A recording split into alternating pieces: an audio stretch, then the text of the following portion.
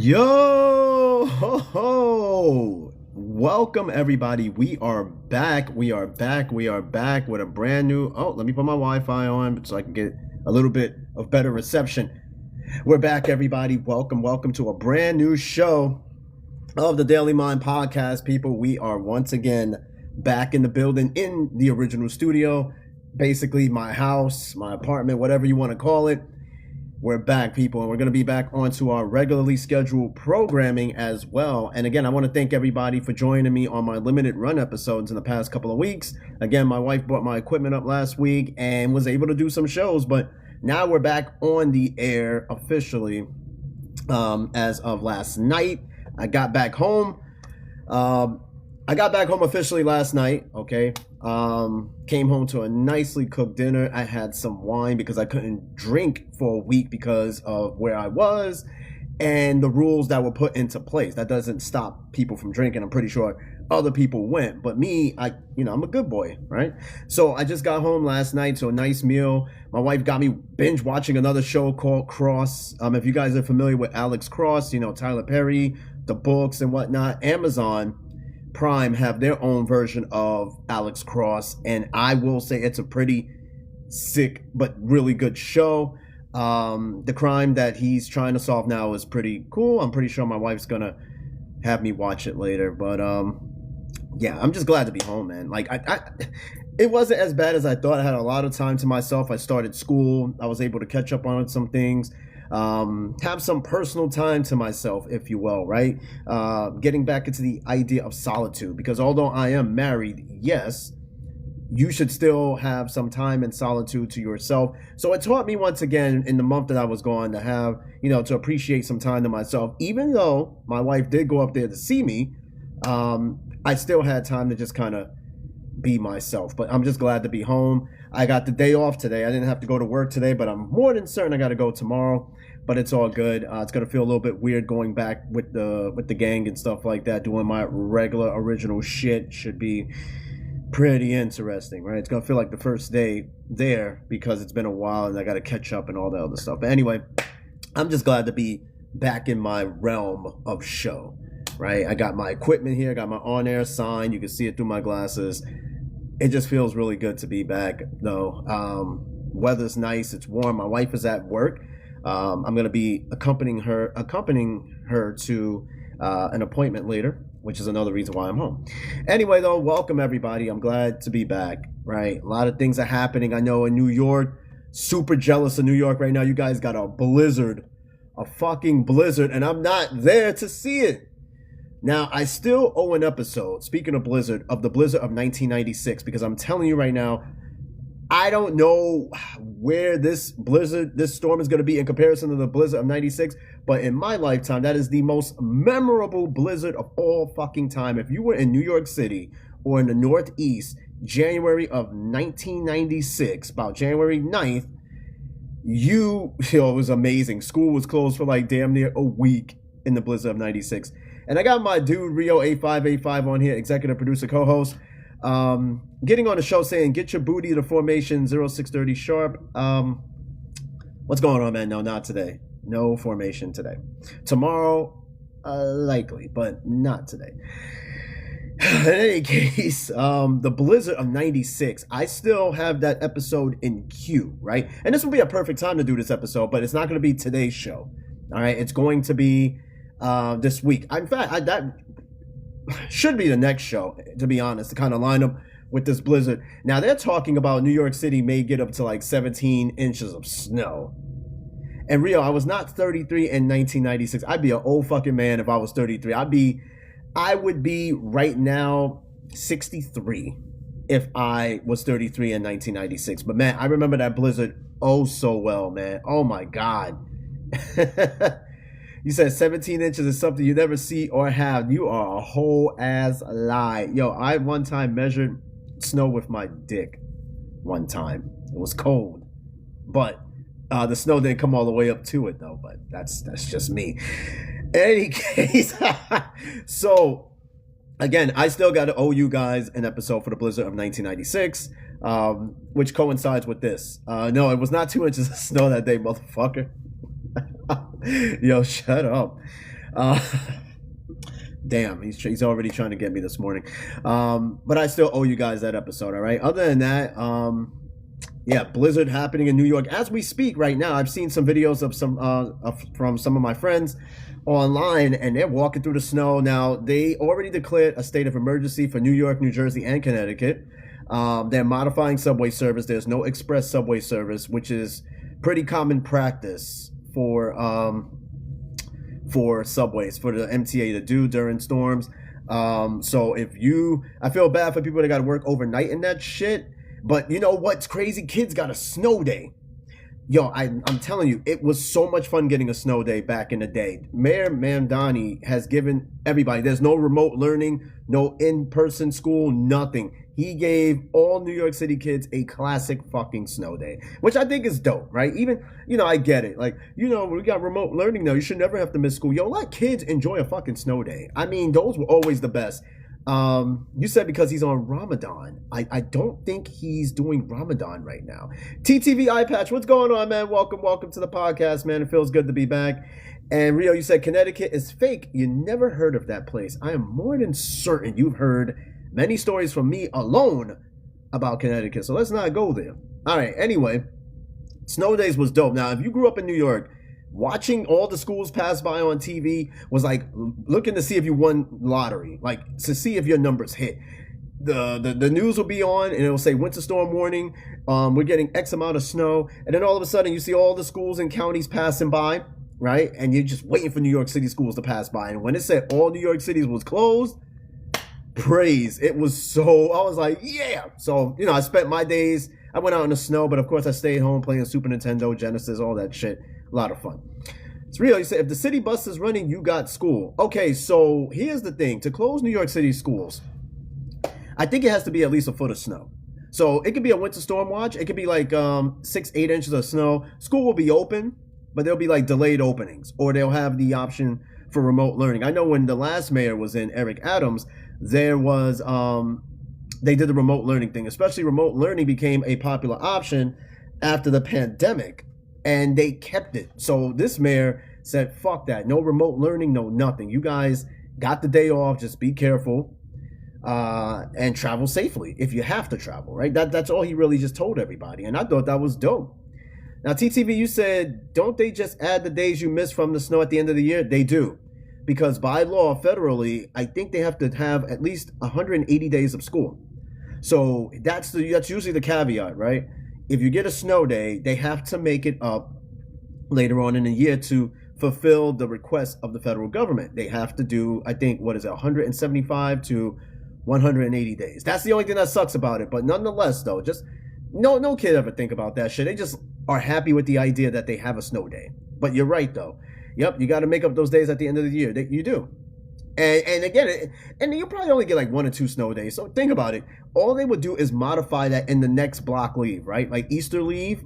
All they would do is just modify the days. You won't even notice that you're adding an extra day to make up for that day, right? I thought it's a stupid rule too, but I didn't really think about that when we had snow days back in the day. I was just happy we had a snow day.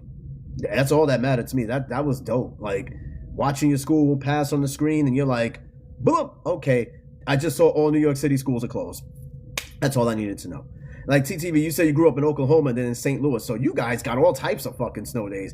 Because in the Midwest, you guys got ice storms, snowstorms, tornadoes, thunderstorms. You guys got a lot of shit. A lot of shit. So I don't know how your snow days worked. Or if you even got snow days. That's like living in Wisconsin, right? It always snows. Or living in upstate New York. I don't even know if they get snow days because they constantly get that lake effect snow that I don't even know if they get snow days, to be honest with you. I really don't know. But other than that, man, if you're in New York City real quick, you guys get cold days. Okay, yeah, because sometimes they get too fucking cold to where pipes burst, they get frozen. I could understand that. If you live in Wisconsin, Minnesota, those upper Midwestern regions, if you don't get snow days, then you probably definitely get cold days. And Snow Bunny Kate, what's going on? Good evening to you, lady. What's going on? Welcome to the show. I got Snow Bunny Kate and Rio 8585 and TTV on the show, passing by in the chat. TTV, you said, what about where you at? You get snow days? In Korea? Fuck no, bro. It barely snows out here. Where I was for the past month, it snowed. It actually did snow, like measurable snow. Like 2 or 3 times we got hit with snow up there. Where I live at further south, it barely snows. You'll be lucky if you get like a dusting of snow out here. Because we're so far down south in South Korea that the snow, when it gets here, you only get maybe like a dusting, a coating. That's just about it. And Rio, you said it's snow dogs and cats out there. No, it doesn't. That's crazy work. But no, I wish it did snow out here. I would love to have measurable snow here. I really would like to, but yeah, it rarely snows. I think since I've been here, I've seen no more than about an inch of snow fall in this area. I kid you not. Right? We actually did send. There was one day, and I wasn't even here at the time, but it did snow while I was gone, and they sent everybody home. It started snowing. I guess it was going to be somewhat measurable, and they just sent everybody home early. I was pissed. I was like, of course, this happens when I'm not around, right? You got to have this shit. TTV, you said you love lobster. You got the hat. And then somebody said the snow just ruined the camping trailer. Okay, about this hat, let me get into it real quick before we get into today's topic. This hat is not really me loving lobster. And no, I don't like oily beef. That shit sound wild, man. Hey, yo. So this is not really... So the story behind this hat real quick, TTV. When I was stationed in Italy, in Rio, it was me and Rio, we were both stationed in Italy, right? We were practically like, that's where we met. Pause. We went to a restaurant called The Lobs. Now, it started with my wife, who was curious to ask if there was a Red Lobster. And I was like, you know, damn well there's no Red Lobster in Italy. They won't eat that shit. So when we looked it up, we found a restaurant called The Lobs as the closest thing. Even got the same colors and shit as Red Lobster. It's bizarre, right? So we drove. Hey, Captain James. Hey, real quick. I got Captain James on the line. He is executive producer, co-host, and co-creator of the Daily Mind podcast. Captain James in the building. Hey, look, we just started the show. We are quite literally 12 minutes in. You are right on time. All right, TTV. So back into the story. Yeah, I know. It looks just like Red Lobster. And if I walked into a Red Lobster with this hat, they're going to ask me, where the fuck did you get this hat from? So back to the story. We drove, me, my wife, Rio, and his family. We all jumped in my car. I believe it. I think we were all in my car. And we drove 45 minutes to this place. And we got Skinless. Oh, shit, we got everybody in the building. We got the other executive producer, co-host, Skinless Chicken Nugget in the house. Captain James likes men who dress like girls is crazy work. Anyway, let me get back to the story. Y'all distracted me. We drove 45 minutes to this place. 45 minutes. Pause. And we got to this restaurant. Now, we were excited. We were like, yo, they had lobster, shrimp, chicken. Yeah, they had what Red Lobster would have, right? My wife got her lobster. I think it was a lobster or a crab. Bro, that shit was not cooked. It tastes just like it came straight out of the sea. It even smelled like turtle tank water. It was not even like cooked properly. I forgot what I had, but I think it consisted of shrimp, and it was okay. I forgot what Rio had. It was bad, dude. And the fact that we've driven... Yo, shut the fuck up. The fact that we've driven 45 minutes to this place, I was like, let me get something out of it. So on the spot, I bought the hat, right? Because, you know, some restaurants, they sell like the t-shirts and the hats and things like that. So I bought this fucking hat because it looks just like Red Lobster. And I said to myself that one day, when I go back to the States, I'm going to walk to Red Lobster with this fucking hat on. And I want to see if they say something about it. Because if they do, it's not like, what, you got to do sue the Lobs for this hat? I'll just tell people I got this shit from Red Lobster, dude. Like, this is an exclusive hat that I got from the CEO of Red Lobster himself. Oh, no, it did not take us 2 hours with my driver. You bugging. It was like 45 minutes, and we got there within 45 minutes. And that's a big pause. He tucks the tip in his own... Hey, you know what? Y'all being wild. Y'all being super wild in the chat. That's man, y'all need to check between what's between your legs. All right, TTV, you said, I got it for being special. Yeah, that's what I'm going to tell people at Red Lobster. Yo, I got this hat. You will never, ever get this hat. But no, I wear this hat because it's comfortable. It hides my hairline. And the fact that it's kind of like a running gag on this show. Because I get people that ask me about this damn hat all the time. And no, I don't slam on my brakes too hard, man. That's just the way the car is built. Y'all keep judging my fucking driving. I remember that shit when you're stranded on the side of the road with your electric scooter on fire. I remember that shit. Talking about my driving. All right, let's get to the topic at hand, all right? If you were on my last show, yo, y'all bugging. I drive like a grandma Oh, okay. It's my fault that my insurance rates are much lower than all of y'all insurance rates because y'all think you're out here fucking driving like Vin Unleaded, thinking you guys are fast and the furious when you're the fast and delirious. But my insurance rates are low, so I take that. Y'all want to say I drive like a fucking grandma? Fuck y'all. All right. So if you were on the last show, we talked about some of life's harsh truths. So I had Sunshine 718. She's one of my oldest friends on the show. She was on there, and we sat there and we read the fucking list of yeah, right. We read a list of life harsh truths. Now, I lost the original list. You said that's my girl? No, she's not my girl, all right? She's a really, really good friend of mine. We go back a ways. Like, I've known her, I believe, for about like 30 years. I've known her for a long ass time. Yeah, I know she kind of does like me. Anyway, that's not the point. The last show we talked about life's harsh truths. It's some of the things that we live with through life. Yo, chill. That we live through in life, but we don't want to think about, right? Like a harsh truth, for example, like the bad guy always gets the good girls, or you'll be forgotten when you passed away. Things like that we don't ever want to think about. Like, what's a harsh ass truth that we have to live with, but we don't want to live with, right? So I had a list that I was reading off before, but I think that I lost the original list, but it's okay because there are hundreds of harsh truths. And I'm just picking another list. We're going to have like probably a part 3, part 4. And Captain James is CDL qualified. Shit, he will be. He's going to be flying trucks from fucking Dubai to New York in no time. Juarez, that's my gal. No, that's not, man. That is not my girl, man. That was a different time. Y'all wildin'. All right, so I have yeah, fucking distracted me. I have a website pulled up, letsresearchsuccess.com, and they give you 50 harsh truths about life that we remain blind for. All right, now, some of you guys might live your own harsh truth, right? For example, skinless chicken nuggets life harsh truth would be that he will never find a girl with a cup size bigger than an A. And Rio's is the fact that his tip touches balls. These are life harsh truths that these guys have to live with. And that's it. Yo, chill out. Hey, yo. Yo, James, shut the fuck up. That name confused the fuck out of me. God, that gave me a flashback, and not really a good one. So I'm going to read through 50 life's harsh truths, and you guys can jump on here and tell me exactly what is a harsh truth that you feel that you have to live with, right? You know, I mean, some harsh truths can be changed, though. Hershey Kiss areolas. You guys are starting up. Captain James, you said Eddie got to be home alone. That's my... Look, I'm home alone right now because my wife's at work. So this makes it perfect to do this show. Because she'll be in the back just jumping in, interjecting, saying, you know, she likes to tell stories of the most embarrassing moments about me. That's one thing I notice about her. Got the glory fever. Yeah, I've had a prescription for the glory fever. That I'm cured, all right? I'm fucking cured. All right, so I'm going to start off. I'm going to try to go through all 50. If I don't finish all 50, it's too easy. We'll have a part 3 to this. And Rio, you said I've already smacked the turkey. Yeah, I did. All right, number 1. Let's read this life harsh truth. Starting with number 1.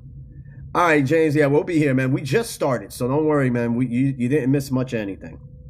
All right, number 1. Here's a life harsh truth that some of us may or may not accept. There's a few of them that we do and do not.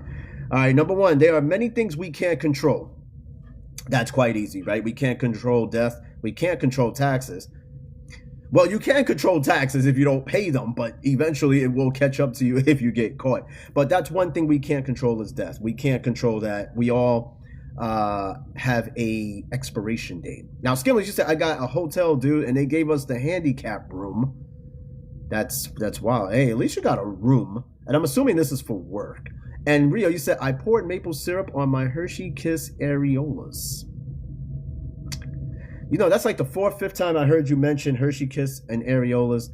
Well, bro, you're wildin'. And you said it smells like pee in here. Yo, they gave you a candy... Wait, hold on, time out. They gave you a handicap room in the hotel that smells like pee.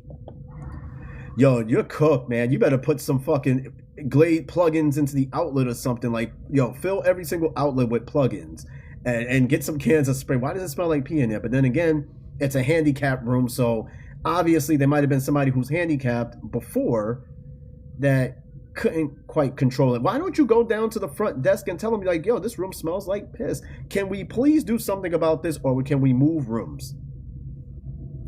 Burnt peas and weed. But yes, number one, I'm sorry, no, that was number two. There are many things we can't control. The first one was we create our future in the present moment. You know, you said it smells. Yo, I'm never gonna make it through this episode. You said it smells like raccoon ass in there. And then Captain J, you said it sucks that my room smells like Skittles for some reason. Yo, you must be in Atlanta. You gotta be in Atlanta if your room smells like Skittles, bro. Wow. All right, so look, the first one, right? Because I did skip over the first one. The first harsh truth is that we create our future in the present moment. See, you're in Georgia. That's why your room smells like Skittles, man. If you know, you know. We create our future in the present moment, which means that what we do today can very much shape our future, right? This is why it's so important that the decisions that you make on a day-to-day basis, you have to be mindful of the things you say and do on a day-to-day basis, because these things can have implications on your future, good, bad, and indifferent, right? Taste the rainbow. Hey, yo, James, you don't understand what I'm talking about when it comes to Atlanta and Skittles. Bro, you saying taste the rainbow is wild. You're setting yourself up for that one. But, hey, yo, pause everything. Yo, that's a 3-game violation. That's a 3-game suspension right there for you, James. There ain't no fucking way. You are grounded. But yeah, like, what we do in the present, we can determine our future. I'm telling you, like, every decision you make can have some sort of every decision you make for in the present has an effect the next day, no matter what it is, and no matter how big the decision is and the result. You said, Eddie, your room stink like bussy. Yo, let me tell you real quick. Where I was, the open bay, yo, there was this one dude we had, yo, his feet smell like every cheese you can imagine in one room, in one studio apartment. It was bad. I don't understand how some of these privates be smelling like this, dude. That should be pissing me off. There's no way you are grown and you smell like this. That should have me heated. All right, go number 2. There are many things we can't control. This is absolutely true. You can't control death. I ain't cleaning nobody's fucking feet. What the fuck do I look like? What do you think this is, 1862? It's Black History Month. I ain't cleaning nobody's fucking feet. You're crazy. That's like me saying go prepare some fucking tortas and tacos for everybody when Cinco de Mayo roll around. Remember DeVille's boots? Oh, bro. Oh, my God. This shit, yo, I don't understand it. Let me tell you something. The minute I notice I smell, I'm doing something about it. But there are people that bask in their own ambience of smell on a day-to-day. And I guess because it's your smell, you're so used to it. But if you're smelling from the outside, you know, another person smell you, it's going to smell. But how do you walk around in that smell? And you don't smell it no more, I guess, because, again, your nostrils are used to it. But, nah, that's crazy to me. You smell, do something. Please do something about it. All right, number 3, this next one, don't take it personally. Most often when someone is rude to you or hurts you in some way, it's nothing personal. Now, Rio, you said, why do you have big nostrils? Yo, my nostrils are small as fuck. You see the air intake? You see how small my nostrils are? Bro, I can't even smell. I can smell, but for a black man, my nostrils are pretty damn small, all right? And I'm going to just say that. That's just what it is, right? And I don't have no DSL. I got bird beak of lips and a thin-ass nose. Like, that's telling of everything. But yes, don't take it personally. Yeah. I gotta finish this episode. You guys are killing me. And then Rio with the monkey noises. Don't take it personally. Like, let me ask you guys something on a serious tip. When somebody says something to you, right, that might come off offensive or derogatory, do you guys take what people say personally, right? A lot of people do, especially in the military, right? Like, the higher ups, they tell their lower enlisted whatever, some shit, and a lot of people take shit offensively. Now, I used to. I don't take nothing personally no more, because at the end of the day, we're all on the same fucking page. You bleed like me, all that shit. I don't take anything what people say personally. I used to. But as you get older, and I'm telling you, when you hit 40, your life starts over. You're gonna really not give a shit about shit. That's true statement. Yeah, it's all fun and games. Well, to some people, it's not. It's like some people take that shit personally, and that's a personal. I personally think that's a personal ass problem. And Rio, you said I don't bleed like you. You got TB. That's wild work, dude. That's like saying I got sickle cell. All right, this next one. And ended. This is one I think that a lot of people don't realize. This next tiny balls. I thought you were talking about tuberculosis. Yo, fuck you. All right, this next one. An ended relationship is a good thing. I personally, we take ended relationships very personally. We take it very harshly. But for some people, an ended relationship means you might have even dodged the bullet, or there's a brand new start that's about to happen, right? There's always something cool. Well, not something cool, but there's always something good about a relationship ending, right? Because now you're free. There's an opportunity to meet somebody better, maybe worse, okay? Because there's always a chance of that. But an ended relationship, it says here that every time a relationship ends because one of the two people decided they wanted something else in their life, their ex should be grateful. Yeah, I mean, breakups are tough, right? Especially after you've put the time, money, effort, energy into the relationship and then it breaks apart. Yeah, it's going to be rough, but it's not always a bad thing. It's good, right? You end the relationship. Now you save some money, you have some peace of mind. Yeah, you're going to be sad. You're going to be soaking and you're going to be a little bit upset. But at the end of the day, it's a brand new start. You could start over. I know a lot of people right now that I talk to every damn night who just ended their relationships and they're just like salty about it. I'm like, yeah, it's going to hurt. It's going to hurt a little bit, especially at the context of how it ended.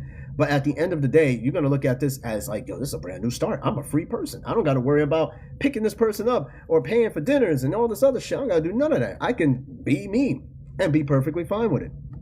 All right. So you said Barack came out the closet. I don't think he did. I don't think he did. All right, this next harsh truth. If you're joining on the podcast, welcome. We're back. We're going over, once again, the sequel to Life Harsh Truths, where we are talking about some of life's harsh truths. All right, this next one. Never again will you be this young and this old. Well, I mean, that's obvious, right? You'll never be young again. You'll never be this old again. You're going to be older, right? You wish that you could stop at your current age. I think personally, if I could choose an age where I stop aging, I think it would be this age right here. 40 actually would be the age I would want to stop aging, because that to me is the pinnacle of my life. That is where my life really did take a restart. If I could choose an age where I could stop aging, I think it would be 40. I think it would be 40 because it was the coming of age point where I just stopped giving a shit about the little shit. I stopped taking things personally. I'm just a whole new person, right? If you guys can choose an age where you can stop aging, what age would it be? And Rio, you said, yeah. Oh, real quick. Yeah, Mexico, bro. Do you remember that mission on Call of Duty called No Russian, where the dudes, Makarov and his guys stormed the airport and just started lighting it up? I woke up to this news in Mexico in the morning that their cartel boss got knocked off and their guys are out for blood. Because now you're messing with these dudes' money. And they just started lighting up the airport. Bro, the first thing I thought about when that news story broke this morning was that mission from Call of Duty. And people were making references to it. Like, Mexico is on an all-out war right now. You got to understand, when you cut the head off a snake, another head will grow. And when you mess with somebody high up in the chain of the cartel, when you cut a boss off, you are messing with the lower guys' money. The cartels is one thing they don't play about, and it's their money. They're well-funded. They're well-armed. Have you seen the video where the guys were, like, fully armed? We're talking, like, SWAT tactical gear. I was like... I mean, you could be dressed up in tactical SWAT gear all you want, but are you trained to fight in that gear? Because anybody can dress up in like full SWAT gear, and they will look like the scariest thing on the planet. But if you don't know tactics, weaponry, things like that, what's the point? Now, I don't know how well trained these people are. Like, some of the cartel members are some of former Mexico Army military members. So these guys, man, they are not playing around. But yes, I've heard about what's going on in Mexico, and I can tell you it's It's not a good time. If you're an American out there, you might want to get the fuck out of there, and very soon. All right, but yes, never again will you be this old and this young. How you'll use the fact is up to you. The best way is to experience and enjoy every moment. Yeah, you get to a point where every moment you just got to enjoy in life. You're going to get older. You're not going to get younger, but your mindset can still be young. But your age, I mean, your mindset, I guess if you think young, your body will move young, you'll stay young. But again, it's left to interpretation. Everybody views this differently. All right, next harsh truth. There are some seemingly important things which you shouldn't really care about. Yeah, I put off some important shit that I was like, this is important, but I don't care about it. I'm done with it. Because there's only so many little important things that we can tackle. That there are some important things that we have to leave about. So, I mean, there's a tier of what's important, right? You're going to put what's super important up here, and then whatever's important down here, but you're going to prioritize the most important thing. And there are some important things that is important, but not that I don't care about it, I'm just not prioritizing it. I think that's a better way of putting it, is not really caring about what's important, but prioritizing what is important and what is more important. Tulio, what's going on? I got Tulio Green Eyes Figaro. What's going on, man, brother? I know you ready for that snowstorm. I don't know how much snow you getting in that area, but I can tell you New York City is getting mollywopped right now. It should be snowing actually where you are right now. It should be snowing. So yeah, it's already snowing in a lot of parts of the tri-state area. I don't know how many inches you guys are going to be getting up there. But I think New York City, they're estimating somewhere between 12 to maybe even 17 inches. I mean, damn, I'm jealous. I love snow. I would, if I could be out there right now in the snow, and I'm the type of person that walk in the damn snow. I would do a whole live in the snow if I could do a whole live in the snow right now. I'm super jealous that you guys are getting that much snow. We ain't getting shit. It's sunny over here. Look, I still got the Christmas tree up right now. Hey, I got Sunshine in the chat, Sunshine718. What's going on? Welcome, welcome. We were just mentioning you and the snow out there. Like, it is snowing out there. I mentioned you earlier in the show because in this show we're doing Life's Harsh Truths. And you were on that last show. So I mentioned how we both went over that show and we went over some of Life's Harsh Truths. And I know you're over the snow. I know you're over it. Especially in your region where you live at. I know you're over it, but you know, blizzards come in sixes. 1996, we had a blizzard. 2016, there was a blizzard. And now 2026, there's a blizzard. So you got 666 of blizzards. So, I still remember the blizzard of 96 like it was yesterday. You said, I'm ready to be outside. Shit, like I was telling Tulio. If I was out there right now, I would be outside walking in it. I would literally be outside walking in that blizzard. I still remember walking in the blizzard of 96. He says, like the day after tomorrow, you guys are so lucky. But only thing I ask is that you guys be careful out there because that shit is no joke. Especially there's people that are not trained and or equipped to even drive in snow. Like I said, I remember in Tennessee when I was down there, we had some snowstorms where like 2-3 inches, yo. In Tennessee, you get any sort of snow, there's crashes everywhere. Because again, to be fair, they don't get a lot of snow. They have cars that are not equipped. They don't got the right tires because, again, they don't snow. So you said you're inside. I bet that's right. I know you're not going outside until that shit done. And, you know, you got kids that can, you know, sit there and shovel that snow. That you don't even got to go out there and touch it. So if you got kids out there, put their ass to work. In fact, I heard, and I'm kind of veering off, I digress, but I heard real quick that New York City is paying $19 an hour to volunteers who want to shovel snow. $19 an hour. So if you are in New York, highly recommend you go look into that shit. $19 an hour to go shovel some snow. Yeah, I don't know what the provisions are to getting that quick little job, but that's something you can look into. $19 an hour, New York City, to shovel snow. So if you want to make a little quick extra money, hurt your back a little bit, go shovel some snow. $19 an hour. All right, number 7. Now, I'm going to go through as much of this. Now, Sunshine, this list is a little bit different than the list that we read off of because I forgot what happened to the other list. So I found another site. Again, there's hundreds of these sites and hundreds of harsh truths. So again, I can always go to another source and go do another list. Okay, so this next one.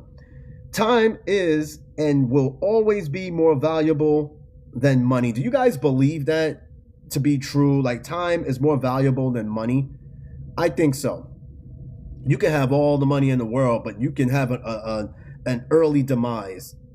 Like, right? You could be the most broke, but your time will go further if you don't have any money. So yeah, time is more valuable, right? That's why people be like, yo, don't waste my time. You don't really hear people say, yo, don't be wasting my money. But you always hear people say, don't be wasting my time, because time is literally money. But your time go faster than your money, right? I guess you can kind of say, because time is continuously going. Your money, you're not always spending money every single second and hour of the day. I guess essentially you are electricity, right? If you really want to think fourth dimensionally. But your time goes faster than your money. It really do. And I don't like my time wasted. Especially, I'm 40 years old, 41 actually. I don't want my time wasted. I don't got time to deal with a lot of bullshit. But it says people still have the wrong perception of that. And people that have the wrong perception of, time is always more valuable than money, because people value money more than time. So that's not really a perception. It's just people put more of an emphasis on money than time. You can have all the money in the world. You can have an early demise. Then what good is that? What good is your money if you don't have time to even spend the money or even utilize the money? Your time is way more important than money. And I hope more people utilize that ideology. But, everybody's got to think for themselves when it comes to that. All right, next one. Professionalism means being an amateur long enough. That's kind of a rough one to kind of translate as a harsh truth. Professionalism means that being an amateur long enough. I suppose, because I guess utilizing professionalism, right, or trying to, you're doing it in such an amateurish way to where, you're trying to be professional, but you don't really know how to be professional. You're only learning how to be professional because people are telling you how to be professional. Eventually, you will roll into your own model of professionalism, right? Because you always got people at your job or whatever, just, be professional, don't say that, talk with some sort of professionalism, some sort of tact. That's people telling you how to be professional. You have to learn how to be professional on your own. Yeah, but until being an amateur long enough, eventually you will become your own professional. Also, next one, being authentic is always the right choice. Ooh, some people might debate that. You know what I mean? Being authentic. There's a lot of people out there that are not authentic. Let's be honest. There are a lot of unauthentic people out there. It's always the right choice. Yeah, doing the right thing is always the right thing to do. But to be fair, there are circumstances where doing the wrong thing is the right thing. That's a harsh truth too. Sometimes you got to do bad to do good. A lot of people don't realize that. Sometimes we have to do shit that we don't want to do in order to make things happen, right? And whatever it is to keep a roof over your head or get somebody out of a jam. Sometimes we just gotta take off that coat of authenticity and go ahead and do what we need to do. And then this next one, another harsh truth is that great things take time. That's true. They say good things come to those who wait. But some people are not that patient to wait. Some people are like, I need it right now, by any means necessary, by hook or by crook, I need it done now. And some people will take shortcuts to get what they want. And they'll probably get what they want too. They'll probably get it. But that doesn't mean that the way they got it is the right way to do it. It reminds me of this line from a Tupac song.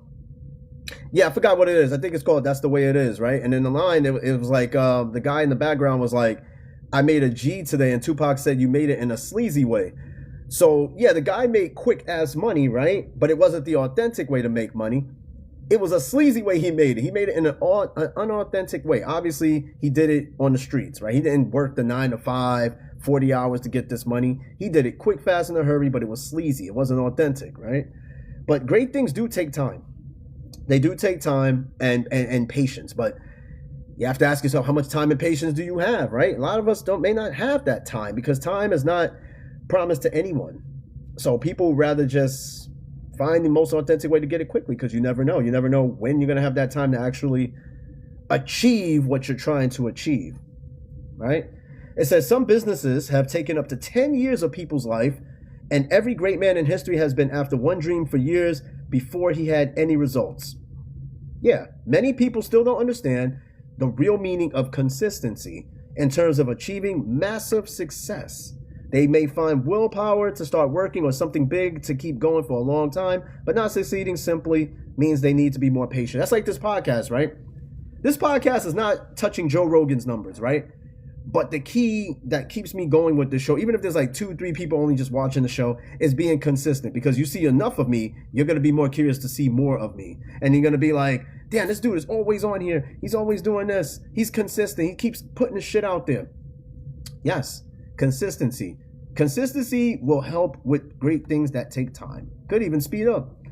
All right, this next one. Another harsh truth, people. If you're joining the podcast, welcome. Got Captain James back in the building, executive producer, co-host, and co-creator. Got this next one. You can learn how to be more confident if you decide. What it means by that is this. It simply said confidence is a skill that can be learned and hacked if you're in a hurry. And once you actually believe in yourself and your abilities, the world will be yours. Growing up, I was never a confident person. I'll tell you straight off the back. It's amazing that I'm even doing this. And Sunshine will tell you, right? Because she, out of everybody that's watching this show right now, she knew me the longest. And she will tell you right off the back, I was not a confident person. If I was this confident back then, who knows where I would be? Who knows who I would be with right now? I would be on a whole different playing field. But confidence takes time. Some people just got it. Some people, like me, it takes time. It took me a long time to get to this level of confidence, without a doubt. But you can learn how to be confident. But these things, they take time. But you know what? Confidence comes experience. You got to thrust yourself out there. You got to believe in yourself. You got to tell yourself you can do this and you can accomplish that. Yeah, you said, Sunshine, so true. You were very shy, but very well confident. Now, yeah, I'm a whole different person now. Like, more confident. Not really judgmental, but I'm more, I could take shit more. You know what I mean? It's not like back in the day where I had a conscience and I was like, damn, damn, that hurt. But no, it's different now. Because over time, it took the confidence, it took experience, right? It took experience to get to this point. All right, the next one. You could be self-employed and win your freedom and time back. Bro, let me tell you, if this podcast was my main income and I was making that kind of money, shit, being self-employed, I would be free to do whatever I want. All I would have to do is wake up in the morning, do this show, and do what the fuck I want to do. I don't have to worry about work or nothing. Yes, being self-employed, you get your freedom. Now, Sunshine, you're self-employed, right? You got your own thing going. Now, tell me how much freedom you got. Well, minus the kids or whatever, but you have more freedom than worrying about driving to a job where, oh, tell him I said what's up. Probably see my face all the time on here. Right, you have more freedom, right, when you're self-employed. And again, it doesn't have to be a brick and mortar building like a business, right? You could be self-employed at home and still make that money. You never even have to leave the house. You have that freedom and time and space to be you versus, oh, I got to go to this fucking job at fucking such and such. They want me there at this time. They want me to come in on my day off. When you're self-employed, you can make your own schedule. You can take your own days off. You can plan however you want to plan. If this was my main income, this podcast where I was making that much money, bro, I'd be happy. But then again, a little piece of me would still want to do some physical work. But for the most part, I would be content because this is another income for me. I actually do get an income from this show. It ain't enough to be like, oh, let me go quit my career. No. But it's an income, right? This is, to me, it went from a hobby doing this to an actual job. This is once I started getting an income from this, it's a job. Now, Sunshine, you said, but the one thing is ups and downs when clients don't come. Okay, yeah.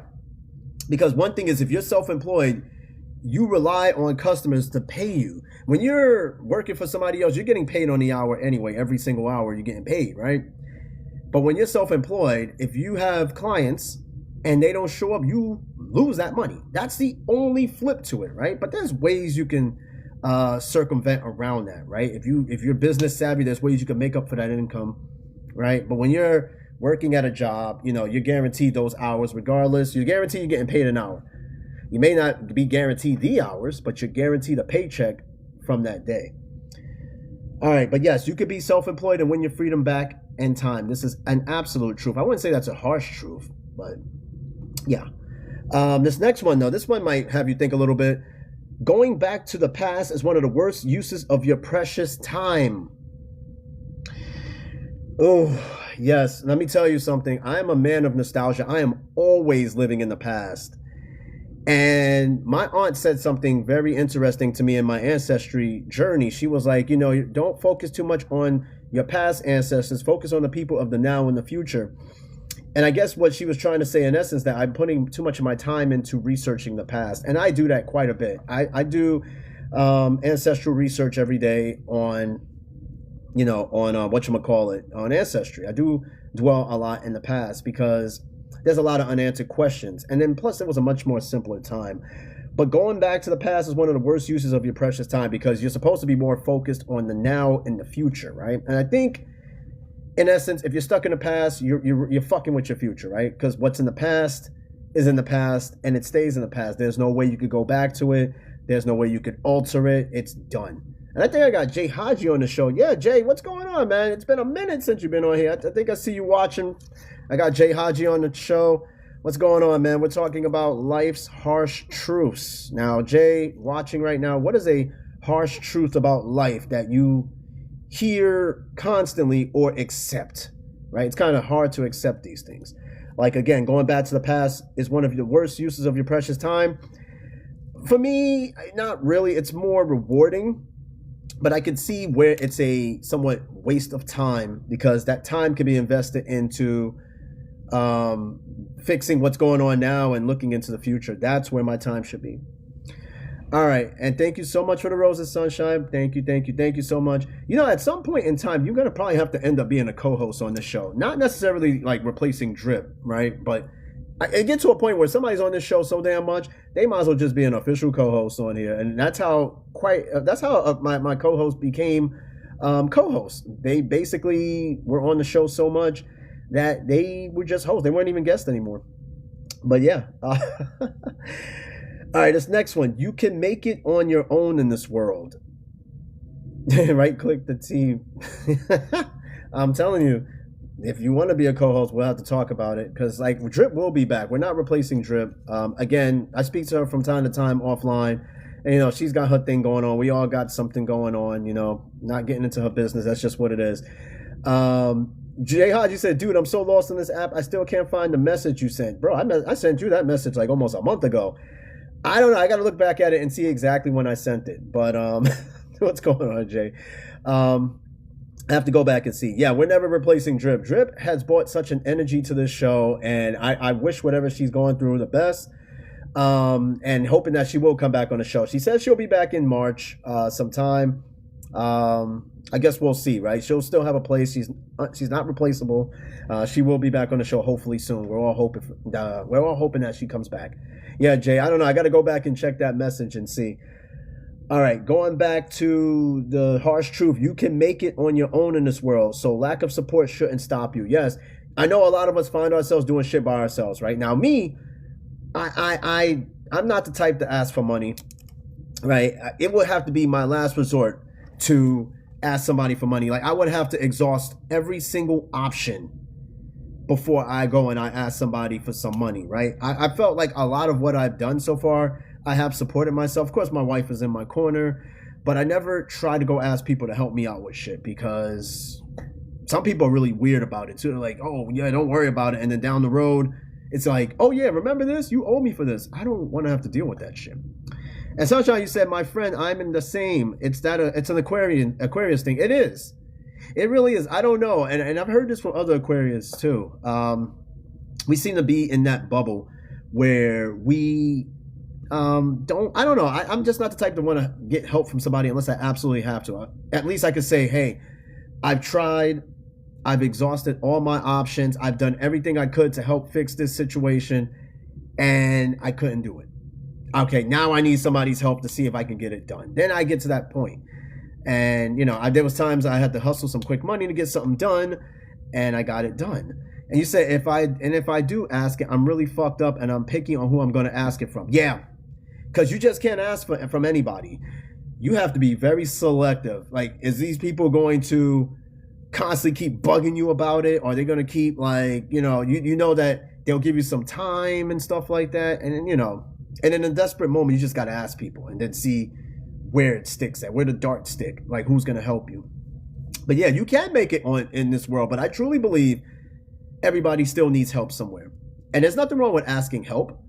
But at the same time, you can make it on your own. And then for most people, you can make it on your own, but so far before you get tripped up and then you have to ask somebody for help. Yeah, and you said I definitely got payback. Got to pay you back. Pay me back. But no, like, yeah, like I don't want to have to be chasing people for shit, and I don't want people chasing me back for having to owe them something. I'm like, no, I don't want to deal with that. No. All right, this next one. Everybody has a story and knowledge to share. Oh, you're talking into the speaker? Oh, okay, gotcha. It's all good. All right, next one. A next harsh truth is that everyone has a story and knowledge to share. Yeah, absolutely. You ever heard of that old adage, each one teach one? I mean, there you go, right? Like, each one teach one. And the idea is that those who have the experience and knowledge can bestow it upon people who are still trying to figure things out, and that maybe they can follow in those footsteps. But sometimes some people's knowledge ain't always good knowledge, because some people do give like some really bad, shitty advice. That goes without saying. Some people give some really shitty knowledge and stories. Some people even lie about their stories sometimes, or even exaggerate their stories. So sometimes everybody does have a story, but it's not always a true story. It could be a story that's super exaggerated or just a whole ass lie. Like, Sunshine, you ever had somebody tell you a story that was a whole ass lie from intro to the end? Yeah, I've had people that ran whole stories, and I'm sitting and I'm just like, damn, that's crazy, that's wild. Meanwhile, in my mind, I'm like, nothing is adding up to this fucking story at all. The whole shit sounds bogus. It sounds like a whole bozo story. The whole thing sounds bogus. So I'm just like, nah, it sounds stupid as shit. Hey, Sucker, I got you on the live. What's going on, friend?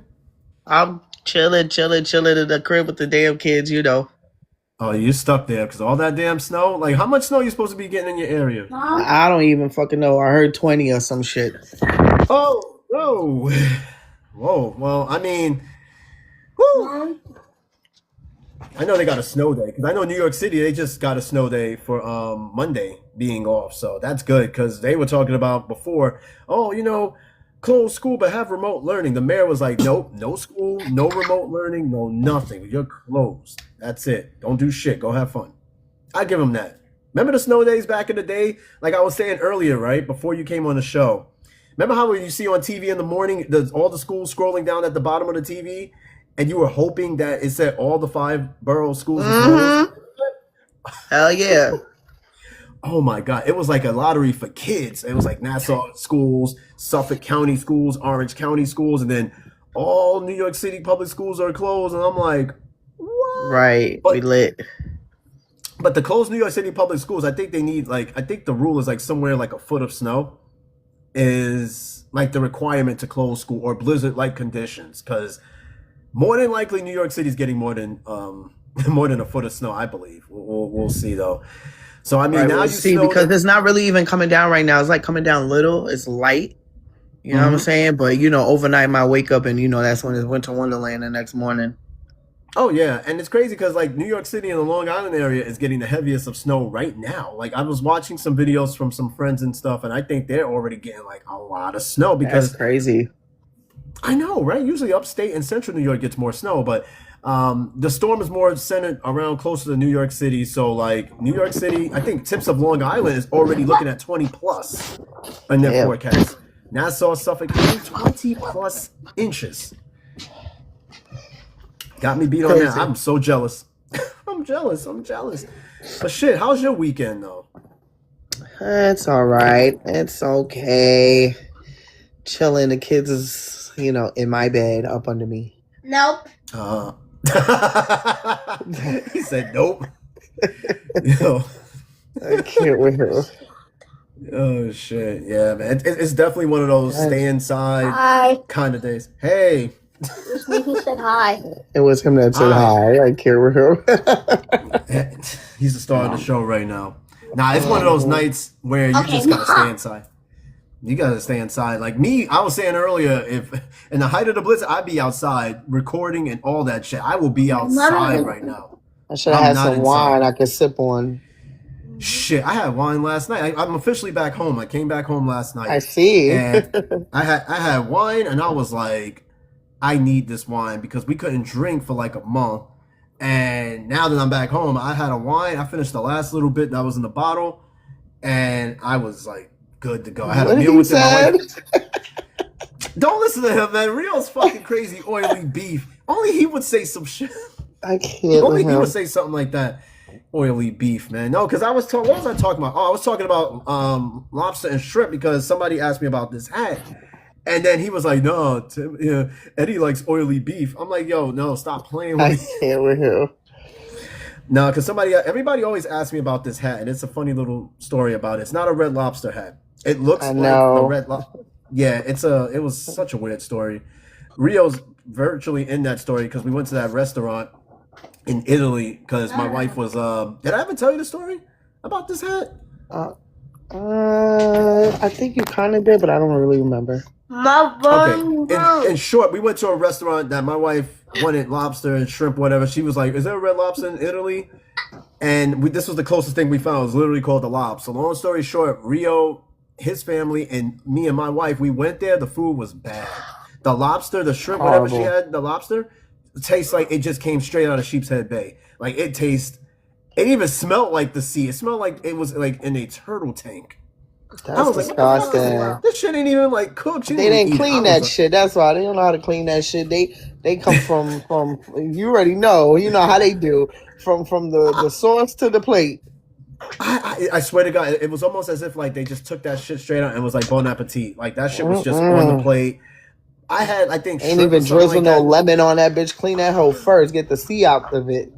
Get the sea I'm smell out telling of you, it. it still smelled like the tank, and I was like, my wife was disgusted. So we never went, but as a memento, I went and bought this hat from there, and Never to go. I took it to go because no, the reason why I really bought this hat was because how similar it looks to the Red Lobster logo. And I never wore this inside a Red Lobster, but the next time I go to the States, I'm taking this hat with me, and I want to wear this hat in a Red Lobster. And I want them to ask me, where did I get this fucking hat from? And I'm going to just tell them I got it from your CEO at the Red Lobster Corporation. I I'm got it from crying. him. And that's where I got it from because it looks very much. Yo. It looks just like Red Lobster. And Rio, you said Red Lobster is trash. Let me ask you, Sunshine, do you like Red Lobster? Her mic went mute. She'll be back. I like Red Lobster, all right? Real quick, going off topic.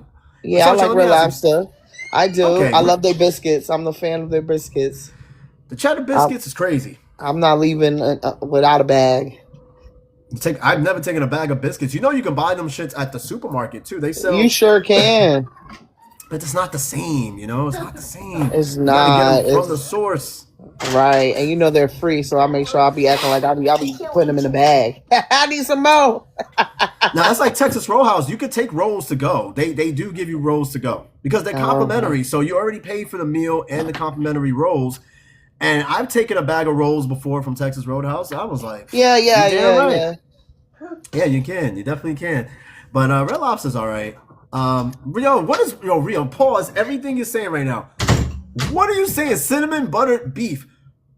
Let me go back to what the fuck I was just I never hear no cinnamon butter beef. You know, I don't even know why I'm repeating it. I don't know why I swear, if Cameron and Mace was on this show, they would have been like, they would have gave me so many AOs. Let them move on cinnamon. Not I almost repeated it. Oh. Come on, you're killing me with this shit. All right. Next harsh truth. Change starts on the inside. Yeah. A lot of what you want to change starts with you, basically, right? You can't.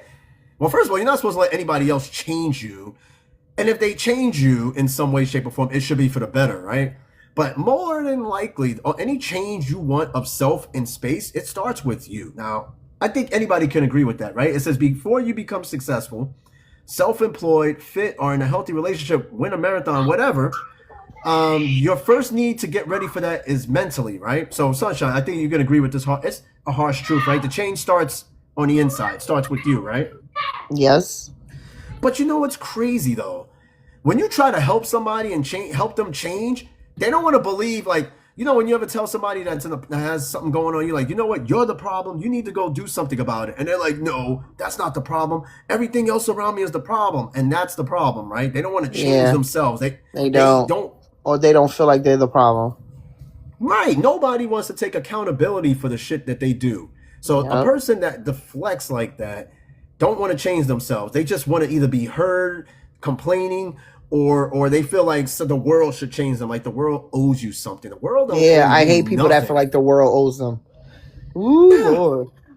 I swear, like, okay, I get it. We all were not meant to ask, we weren't like asked to be here. I know damn well I wasn't. Yeah, My we were parents. asked to be here, but we got to make our life what we got to make it. Nobody owes us nothing. If you fucked up, Exactly. it's fucked up because you fucked up. Like that, I could go on all my life blaming my dad for bringing me here, right? And there's nothing I could do about that. Whatever the fuck he was doing that night, he shouldn't have been doing, but he did it, and now my dumbass is here. Like I'm the sperm that made it to the egg. Out of all the fucking sperms that could have made the egg, I'm the one that made You it. were meant to But be here. It was your turn. and that's how I think I see it, right? Because my dad, I think he was 16, my mom was 17 at the time of conception. And I remember asking my dad, I swear to God, I asked him this question. I was like, Dad, what the hell were you thinking? I was like, did you even use a condom? Dude, he said no. I was like, oh shit. They're not thinking See, just laying the eggs every. I was like, what the fuck? Yo, why are you asking me a question like that, Rio? What the fuck is wrong with you? Listen, the only thing I could tell you in regards to that is that he's got a lot of kids. If that's not indicative of anything, I don't know what to tell you. I'm not gonna answer no shit like that. It's fucking crazy. But I was like, Pop, what the hell were you thinking? He's like, I wasn't thinking. I was like, clearly you were not thinking. We can have these kind of conversations. And I wasn't even mad, right? I was laughing. I was like, what the fuck? I was like, man, I am the result of a teenage raw dog. I was like, I'll be damned. And You're not the only one in the world. I'm not. That's the thing. Rio, you said it happens. Of course it happens, right? You think There's a lot of of mistakes out there. No, I'm sorry. A lot of kids are oops. I asked him, I was like, and I think there was somewhere in the line I asked him a question. I was like, I felt like, so I'm not really, I think I said something online, I was an accident. He was like, well, you weren't really an accident, you just happened. So it was like, they knew the risk. It wasn't like the condom broke and they were like, oh shit, this condom broke. No, it was like, yo, basically whatever happens, happens. And it happened. And now I'm here. So a lot of us, I mean like that, but move over. a lot of us are here under some crazy circumstances. But going back, change starts on the inside. And yes, you said contraceptives are for bananas. I guess so. I don't know who's putting condoms on bananas, but sure. All right, next one. Worrying about the future is a time-wasting activity that gets you nowhere. Now, let me ask you, Sunshine, do you worry a lot about the future or do you feel secure about what's to come? I'm not worried. I'm just living life and, just taking it day by day. I'm praying for the best. You know what I'm saying? Right. But we don't know what, the future holds, so. True. But I'm hoping for the best. Because I know people are like, when you hit that midlife crisis, you start becoming more conscious of getting older and death, and then you wish you could go back to the way things were. Like I said before, I went through my little bout of midlife crisis. And I'm completely over, though. Do I worry about the future? No, I look at things I don't want to be like in the future. You know what I'm saying? I need to get my, health together and all that stuff. But when I see certain people, I'm like, I refuse to be that. I tell myself, those one little old ladies that just be walking so fast, they just be but they be trotting. That's gonna be me. I probably exactly, or being one of those guys with the belly that goes over their whole dick, like no. Shit. I was like, I don't know how guys get to this point now. To be fair, like, how did you get to this point? But to be fair, some people got conditions. But if it's shit that you can control.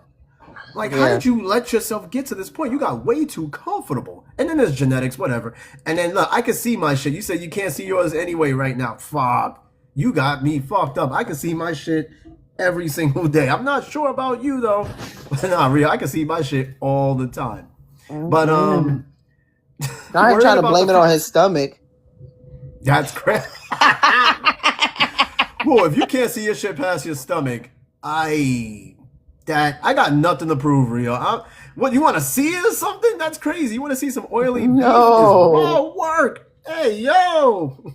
He said, prove it. Yeah. If I prove it, not only am I breaking my phone screen, yo, the show is canceled. I will get cut off with a permanent ban suspension. I'm not doing that. That's crazy work. I have nothing to prove, all right? I made it this far. I think I'm going to be okay. Motherfucker. All right. But worrying about the future is a time-wasting activity. It says here as a caveat, it says prepare, work smart, and be ready for anything, but keep taking action in the present. Because the only thing you could really worry about is what you're doing now to make your future, right? You can't worry about what's going to happen tomorrow because it hasn't happened yet. But what you do today is going to determine what the hell is going to happen tomorrow. Even if you're just sitting around doing nothing, that could be indicative of what's to come tomorrow. Mm-hmm. Every action is going to have a result, even if you're just like sitting around not doing anything. Yeah, it's the truth. And then another harsh truth. And you know what? These harsh truths are not as harsh as the last list we read. I got to go find that list again. But I'll go with this one. Let me see. Unleash your potential by mastering a skill. Yeah. I mean, yeah. It says, here's another life truth. Just be good at something isn't enough anymore, and it doesn't let you show the world what you're capable of. So find what you're good at and master it. Right. I feel like that. Yeah, I do feel like that. Like, if you can master a skill and stick with it, you'll be fine. Rio, what the fuck? That's not a mastering skill, which I'm pretty sure some people probably mastered that shit. They can't even master that skill. Some people, I'd be surprised. I see niggas go at they shit. They don't know how they be killing their shit. I love how he threw the 8 into the word. Like that's really good wordplay because TikTok be bugging. They be like, you can't say that, but you find a way to fucking right. He still got that shit out there. Now, playing with the joystick, you can't master that skill is a problem. If you can't master that, you ain't gonna master anything in bed. I'm serious. You be surprised. And real don't be mastering shit in bed. This man said I got a push button, no joystick. That's crazy. My shit is not small. You are bugging. All right, moving right along. He thinks I have a push button. He says my shit is like a push button. That's like a click. Like no, that's crazy. All right. Anyway, let's move on to the next one. Trying the same things in a different way is always a good idea. Yeah. I mean, you could try doing the same shit over and over the same way. I like to kind of switch things up. I don't like trying to like do shit in a different way. Even if it's like driving home, I like to try to take a different way home. I want to do something different, not the same old monotonous over and over again. You could try the same thing and do it differently, like whether it be a different day or whatever, right? And Rio, you said different position. Definitely different position. Rio, you know nothing about that. My man Rio is the master of missionary. All he does is missionary. He said he got the N64. Oh my God, yo, do you know how small the N64 controller knob is? I'm fucking crying. You can literally thumb that shit. No, I can't believe you said that. Super Nintendo don't even have a stick, but you said you got the N64 controller stick. That shit is like super small. Like, it's meant to be people out there like that for in real life. I feel sorry for them. I can't do nothing about that. Some people are just blessed, and others, well, not everybody gets to pull the big straw in life. They were at the bottom of the line. They was at the back of that bitch. Shit, they picked the short straw out of the cup because that's crazy. I don't know how. If I was like small, like an N64 controller, I don't know how I live life. I don't even know. But there's girls' clitoris bigger than niggas' shits. I swear to God, and believe me, I've seen an unhealthy amount of shit that I've seen that for verbatim. Like I've seen that shit, and I was like, what the fuck? But I was like, oh my God. Like, never mind. I'm not even gonna get into it. You're real happy there. Getting a little flushed. But here's another. Wow. Gotta gain my composure. Here's another harsh truth. Our lazy habits are killing us. Yes. people. We have, we all have lazy habits. We have our lazy days and we have our lazy things to do. Like, especially if you're snowed in on a snow day, you definitely got some lazy habits going on, whether it be like me in the bed TV. eating chips right now. Yeah, eating chips, watching movies, just watching snowfall, like whatever, right? Lazy habits, right? But it says here that people are lazy to such an extent that they don't want to hear any new things, talk about any new ideas, read in their free time, and so on. So, and they won't see progress in life until they stop indulging in daily activities like social media, TV, discussing other people's lives, etc. You can still be very productive while on social media. Like you're constantly scrolling on the go. You can, yeah, you definitely can. Yeah. So unless you're like doom scrolling on the couch where you're just straight potato on the couch and you're just sitting there scrolling and scrolling and scrolling, that's a different story. All right, but if you're actively moving around and you're on social media, sure, it's still a habit, lazy people. If you're lazy, you're just fucking lazy. Because there's really some lazy motherfuckers out here. Oh yeah, absolutely. And those are the people that you just can't help. Like, you ever had somebody live with you that was like, you're trying to help them out, and they're lazy, they don't want to do shit, and then you have to kick them out? I'm going through that right now. There you go. Oh my God, beyond lazy. Talk false dreams and don't do nothing. But you know what? Sometimes they make the best success stories. Now, once you throw their ass out, they kind of get a clue about life and they become this big success story. They might even come back and be like, you know what? Thanks for throwing my ass out. I thought about it. I made something out of it. Right. And here I am, pulling up in a nice car after you just threw their ass out. But that was the intent. Like, what is it going to take for you to be successful? And not be lazy, yo. I don't get that shit. How somebody help you when you're still lazy and still, I don't get it, and get comfortable within that place. Well, they also get comfortable because here's the thing, right? I've learned, because I've been kicked out of some houses and shit too, but one thing I've learned is if you invite somebody to your home to be there temporarily, you have to be stern in the beginning. If you're way too inviting, mi casa es su casa attitude, they're going to take it as such, right? Once you let somebody in your home, you have got to establish ground rules. You have got to establish some sort of foundation like, hey, man, I'm going to let you kick it here for a while. Yeah, I got some rules for you. And you know what? You got this amount of time or whatever. Like, yo, just show me you doing something and that's it. But if you're like, hey, my house is your house. Relax. Take all the time you need. Once you tell somebody, take all the time you need, my house is your house, they're not leaving. Oh, no, I'm not like that. But, it's due to the person being my son's girlfriend or whatever. But, yeah. No, I'm not like that. I'm not inviting. I'm the type of person to be like, okay, how long you need? If that's what you need, okay, make sure your ass is out by that time. No, I don't make it comfortable. Exactly. I'm gonna establish those ground rules. And really, you said my rose toy is your rose toy. Yo, you shouldn't be sharing rose toys with nobody. What are you doing? Oh my God. Nobody shares toys. Nobody's supposed to be doing that. What is this, Toy Story? You're not supposed to be sharing no fucking rose. That's gross. Anyway, moving next to the next harsh truth. This dude is violent. All right.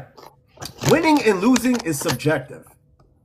Yes, you know how they say like looks and race is subjective? It says winning and losing is subjective. It says the only real loss is giving up on something you believe in. So check it, right? You ever in life try to accomplish something, achieve something, and you lost, but you also won at the same time, right? It's basically what it's saying. It depends on how you view a win or an L, right? A L can sometimes be a win. Like in a relationship, if she breaks up with you or he breaks up with you, that may look like an L, but it's really a win. Because now you dodged the bullet. Yeah, I said that earlier. Like you dodged the bullet, and then at the moment you don't realize it until later. Yeah, exactly. Like again, like us Aquarius, right? We talked about it last time. When we go to what the fuck? He said, "Hey, like we'll go through a breakup. We'll be sulking. We'll be sad, but we'll get over it and treat it as a win, right? In the beginning, it seems like a loss." And then we treat it as a win. So what it means by winning and losing is subjective is basically how you view winning and losing, right? It's not exactly winning. It could be losing, and losing could be winning. So depending on the situation and the context, a win and a loss could be one and the same. And then sulking, like, sadness, not soaking, but I can't. sulking, like S-U-L, God, I be spelling it shit. Not soaking. We're not soaking. Well, some of us is soaking, but we're not talking about that type of soaking. Oh my, let's do this. Goddamn Rio, dude. That's my boy and all. He's like a brother to me, and I swear to God, he makes this show for me sometimes. He was actually live on the show. He was on the show with a second microphone and everything. One time he was on my show, one appearance, and people were so shocked by the way he looked because you know how you hear a voice and you try to match your face with the voice. When they seen this dude, people were so shocked. When they seen this dude, I was like, yeah, this is Rio 8585. He's not exactly what you think, but this is him. And people were just like, what? And I was like, yeah. That's what he said. He said, so I got my card. I'm a brother. Hey, you get your card on March 1st. You don't get no damn card. It's Black History Month. What, are you crazy? Card is suspended until March 1st. All right, next one. Moving right along. Big one. This is a big, harsh truth. I think everybody has to follow this. If you don't start respecting yourself, no one else will. Yeah. How you conduct yourself, how you carry yourself. People won't respect you if you're out there in the streets looking crazy, dressed all sorts of way, barely wearing clothes. Yeah. Talking crazy out the mouth. Exactly. People are not going to respect that. Respect, a lot of people think respect is given. That shit is earned, especially nowadays. You got to earn it. Right. You can't just parade around and be like, I want everybody to respect me. Yes, everybody has that right to be respected, but you have to earn that right to be respected. It's not a privilege to be respected. It's a right, believe it or not. It never was that way, but it got to that point when people started in life being disrespectful and sideways. Now it's like, you got to earn that right to be respected. At first, I respect you. And then until you give me a reason not to. And then over here. This next one. Every skill can be broken down into manageable steps and learned. Yes. You said Brian O'Connor earned it. I mean, that's a movie. Every skill can be broken down into manageable steps and learned. Yes. Some people can master shit right away and others, things take time. And then your work is your contribution to the world. Very big truth. Now, Sunshine, your job, your work is a contribution to the world. Do you feel like your work and your line of work is contributing to the world? Hell yeah. If I ain't do they peasy ass hair, how the hell they was going to go to work and make that presentation look good without my hands in their hair, styling they shit up?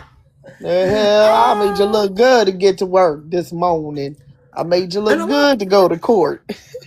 Like, I need my hair done. I got this. Everybody need their hair done. You know what I'm saying? I made you feel better. You came in here looking crazy. Now you're looking like a snack. You feel me? Exactly. And again, too, right? Everybody feel like when they wake up in the morning, what they do is not contributing to the world. For example, you do hair, right? You're contributing confidence, right? Me, I'm contributing a voice, right? A voice that's everlasting and comedy. I contribute a voice too, because when my clients come, they always want to talk about some shit.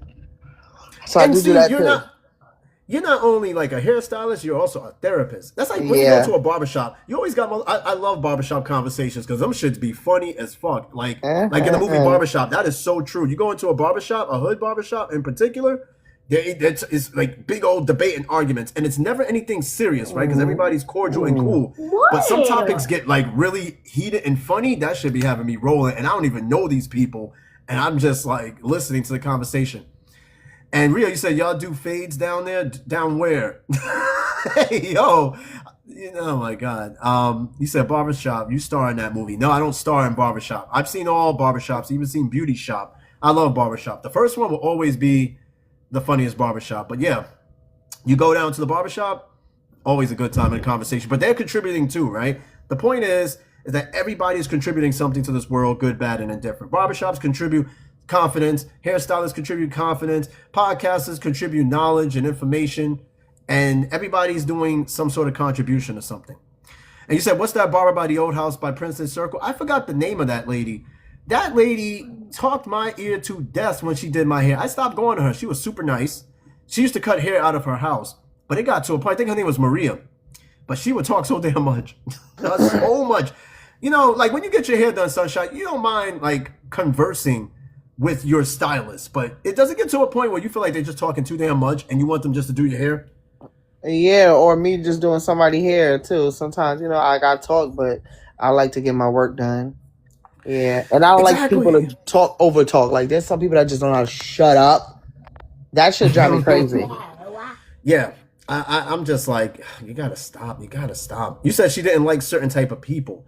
No, one thing about that lady, she had gossip on the whole fucking town of Clarksville. That woman knew everything, all the gossip, everything about what was going on in town. I was like, this woman knows all this shit. Like, who is this woman? Like, besides being a barber, this woman knew everything about the town. I don't know if she liked certain people, but man, she knew a lot about shit. That I know for a fact. All right, She's this next nosy as one, hell.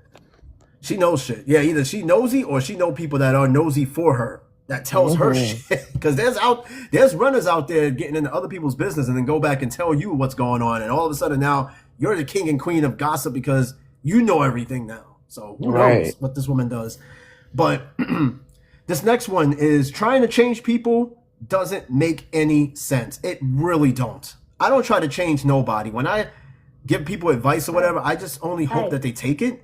Yeah, I'm they not in the take business it. of Yeah. change. Yeah, I'm not in the business of change nobody. I don't want to do that, right? I don't. I'm just like, hey, here's my word to you. You take it as you want, and then I'm done. You go ahead. I'm not trying to change you though.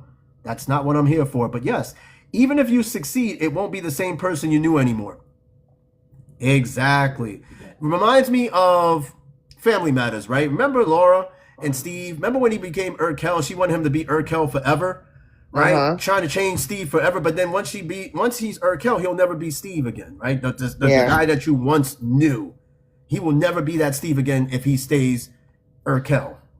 So like, even if you change somebody and you think you did a good job, you might have done a bad job because now this person that you changed has a confidence to where now they look at you and be like, I don't need you anymore. Right. Yeah, that's happened. They like, man, if it wasn't for me, you wouldn't even be in this position or whatever. Well, you created that monster, right? So sometimes you don't want to change people because sometimes you might change people who may already fundamentally be good into a monster. Right. I'm just saying. I've seen it happen. I've seen it on TV. Happens more often than you think. And people like, damn, you changed. Yeah, thanks. All right, the next one. Happiness takes different forms. You can find it in your morning cup of coffee or in your child's smile. A lot of people think their happiness is from within, but things around you, like waking up to see your kids the next day or being able to go to work. Some people find happiness in so many forms. For me, though, Sunshine, my happiness, one of my biggest happiness is in the form of this podcast. When I'm behind this mic in my little space, that is one of the happiest parts of my day. Of course, seeing my wife, of course. But this right here is by far the happiest part of my day. This is where my happiness. It's your getaway. It's takes your form. peace. It is. I like to call it my digital journal, right? I used to write a journal when I was younger, right? Not even that long ago, I wrote a journal and I stopped. And the podcast became my digital journal because I can always go back and listen to these episodes and I can listen to our conversations, our topics that we talked about and stuff like that. That's my journal. And my piece is smacking chicken. Sometimes it is. Sometimes it what really kind is. of chicken? I think we know the one on that one, the bone-in chicken, the one with the bone. I think we know the chicken we're talking about. Oh boy, there's happiness in that. That's why people do it, right? It's their escape. Like there's happiness in drinking, there's happiness in smoking. His chicken. Hey, yo, what? Whoa, whoa! Now you got this all twisted up. I don't know what's going on, but people do find happiness in doing that. But also, people find happiness at the bottom of the bottle. Some people find happiness in recreational smoking. People, your happiness is your anything, right? Even some of life's simplest joys can be somebody's happiest moment. You don't got to go on a fancy vacation to be happy. It could be shit right in your own backyard that'll make you happy. His chicken, not yours. Crazy work. Happiness do take many forms, though. It does. It really do. A lot of us don't see that. We have our own vision of happiness. Like, oh, my happiness is if I take a vacation somewhere or if I had $1 million.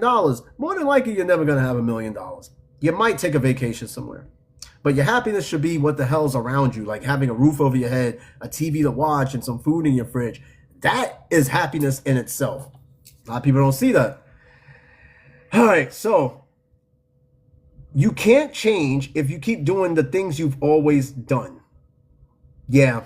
Like if you're one of those corner boys that's always on the corner or on the block just hanging out doing the same old shit, you're never gonna change. I've seen and known people who've hung around on the same place, same block, same spot for years, still doing the same shit. I'm like, when are you gonna still grow there, up? friend.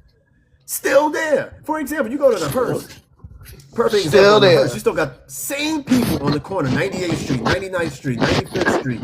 Still there. Still there. And I'm like, I've been seeing you on this corner in this block since 1996. Which is crazy to me. I'm like, you pick another corner, go somewhere else. Oh, it's coming down now, friend. I see the snow. The street's looking a little white. Yep, there it is. There it is. What time is it over there? It's 8 o'clock. They said it's supposed to be coming down a lot harder around 9 o'clock. So it is about that time. And they said up until noon tomorrow. So you're probably going to be snowed in. And Rio, you said, yeah. With no chicken. You said, yeah, no chicken. Sorry about that. Wait, what chicken are we talking about? Okay. Nah. Really saying, yeah, you can. What if the things you've always done changed? I mean, it could change in some variation. You know what I mean? Not if it ain't white, it ain't right. Nah, that's crazy. You talk about snow. Yeah. Fun fact, I've never been with a white woman. I think the closest to a white woman I've been was my wife, because she is Puerto Rican but white passing. That woman white. And the crazy thing is, she doesn't even speak Spanish. So that just makes it even crazier. And no, you can't eat yellow snow. And brown snow you definitely can't eat. That's fucking nasty. All right, daily problems. You can't eat white chicken either. Unseasoned. Some people do eat unseasoned white chicken. Man. Rio, for example, loves some unseasoned white chicken. I know he do. I like my chicken well done.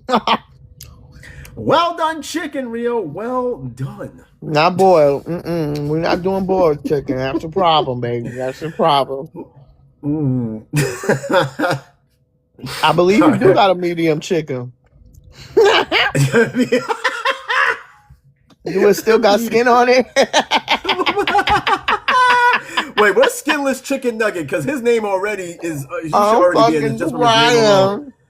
That motherfucking name is Skinless Chicken Nugget, man. Crack it up.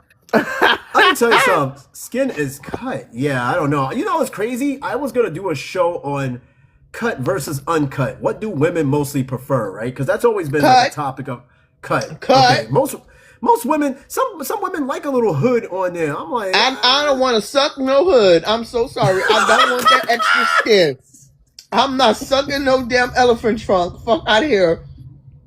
Then I can't even suck the beefcake right, because I gotta be pulling skin back so the skin ain't choked.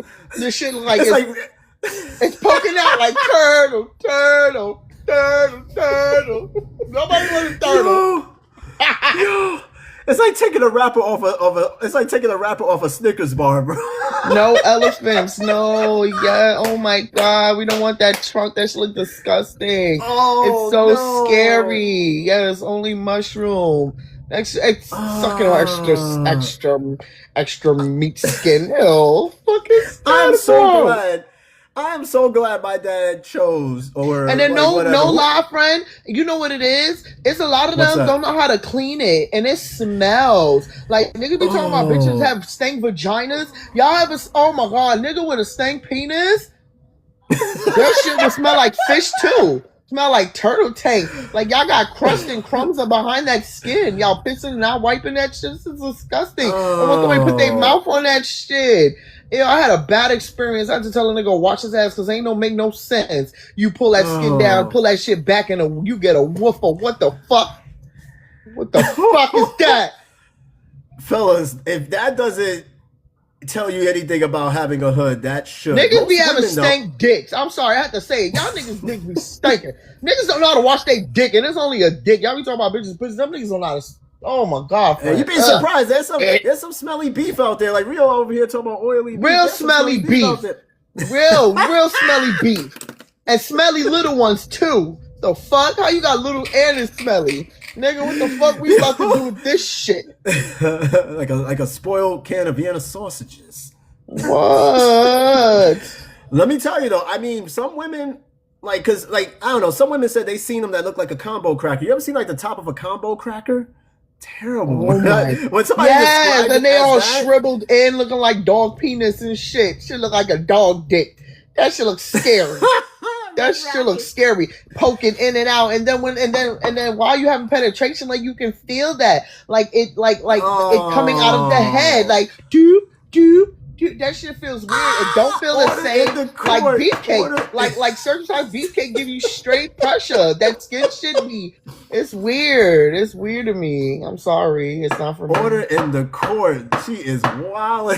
No, but she's listen. This is you're good. This is why like some. I'm telling you, but but most thing, yes, that's what it is. Too much skin and hygienes. Niggas be having stank dicks and they don't even know their dicks stink.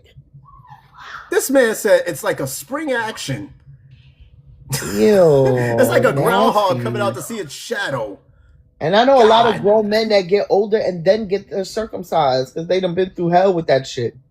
Yeah. Because remember, here's the thing. A lot of people are somewhat against this. I know I'm kind of distracting from this. I'm going to go back to topic. But as a baby, you don't have a choice, right? Your parents kind of choose that for you. And you're right. Most men, and it costs money out of pocket to do that. And a lot of men do that because, again, they said it affects their dating life and their sex life and things like that, women don't like combo crackers. They rather have sausages, open sausages. And that's understandable because that's a lot of extra work to have to clean. That's why I'm proud that my parents said, you know what, snip this boy. And I'm glad they did that because I'm telling you right now, I could not imagine. I'm supposed to be guap 3000 if I gotta suck on skin. I can't suck that shit right with skin. I need straight beef sausage. You heard it here, take folks. it in. That shit gonna be like a fucking octopus tentacle. You're gonna fucking choke. That shit gonna stick to your fucking shit. The fuck? It's been said though. It's been said that some guys who are not snipped, they said it adds more sensation to the moment. They got more sensation. I heard that they can have multiple ejaculations back to back because of it, and that's cool when you and Pamela want to go at it. Okay. That's for you and Pamela. She ain't got no problem with it. You can beat that nigga whatever you want to with that bitch. Y'all ain't gonna have a problem. But for us females, it's like, come on, just like a nigga don't want a bologna sandwich. You don't want to open a bitch leg and she got bologna sandwich. A little bit of lip, okay. But bitches shits be looking ran through too. Them bitches look like a fuck. You should be like a monster. Like, what the fuck is that? Like, that shit about to literally eat my dick. Like, I'm scared. I didn't want to put my dick in there. Like, why it looks like bologna squabbled up? You know how they in a sandwich in a pack when you buy bologna in a pack, bitches. White bitches pussy, damn too. That White House pussy be looking crazy. Them bitches like too much big dicks in they shit. They be having bologna pussy. Them white hoes be having bologna pussy. I'm sorry, bro. This is why I'm so glad I don't eat bologna no more. I haven't had a bologna sandwich since God knows when, but now I know never to have one again. Because now when I go to the store and I see bologna, that's what I'm gonna picture: a blown out cooch. Real coochie be blown the fuck out. You got blown out coochie, you got the baby coochies, and then you got in between grown woman coochies. You know. That's crazy. You know what, Sunshine? You made me create this. My you know that knocking order. This is my new gavel on the show. When the shit is out of control, I'm sitting here. This is a fucking what do you call that? A coaster. A coaster. Thank you. And I'm sitting here, I'm like order in the court. That's my new gavel. That shit is crazy. But you know what, guys? If you are still wearing a hood, I think. If this is anything that should tell not to say there's some guys with hoods that are clean. I've met one in my lifetime, just one that I was okay, acceptable. He's circumcised after all the years. He's now circumcised, but he's the cleanest, and it worked great. It didn't have no malfunctions. No malfunctions, people. This has been a circumcision PSA. But like I said, some are clean. And then it has to look nice because there's a lot of ugly dicks out there too. I hate an ugly dick. Hey, sometimes you can't control genetics. Unfortunately, that had to come from someone well, you on can't get mad if I don't want to suck on it because you're shit looking at me 3 ways and sideways, or it's just three shades of fucking I don't know fucking what.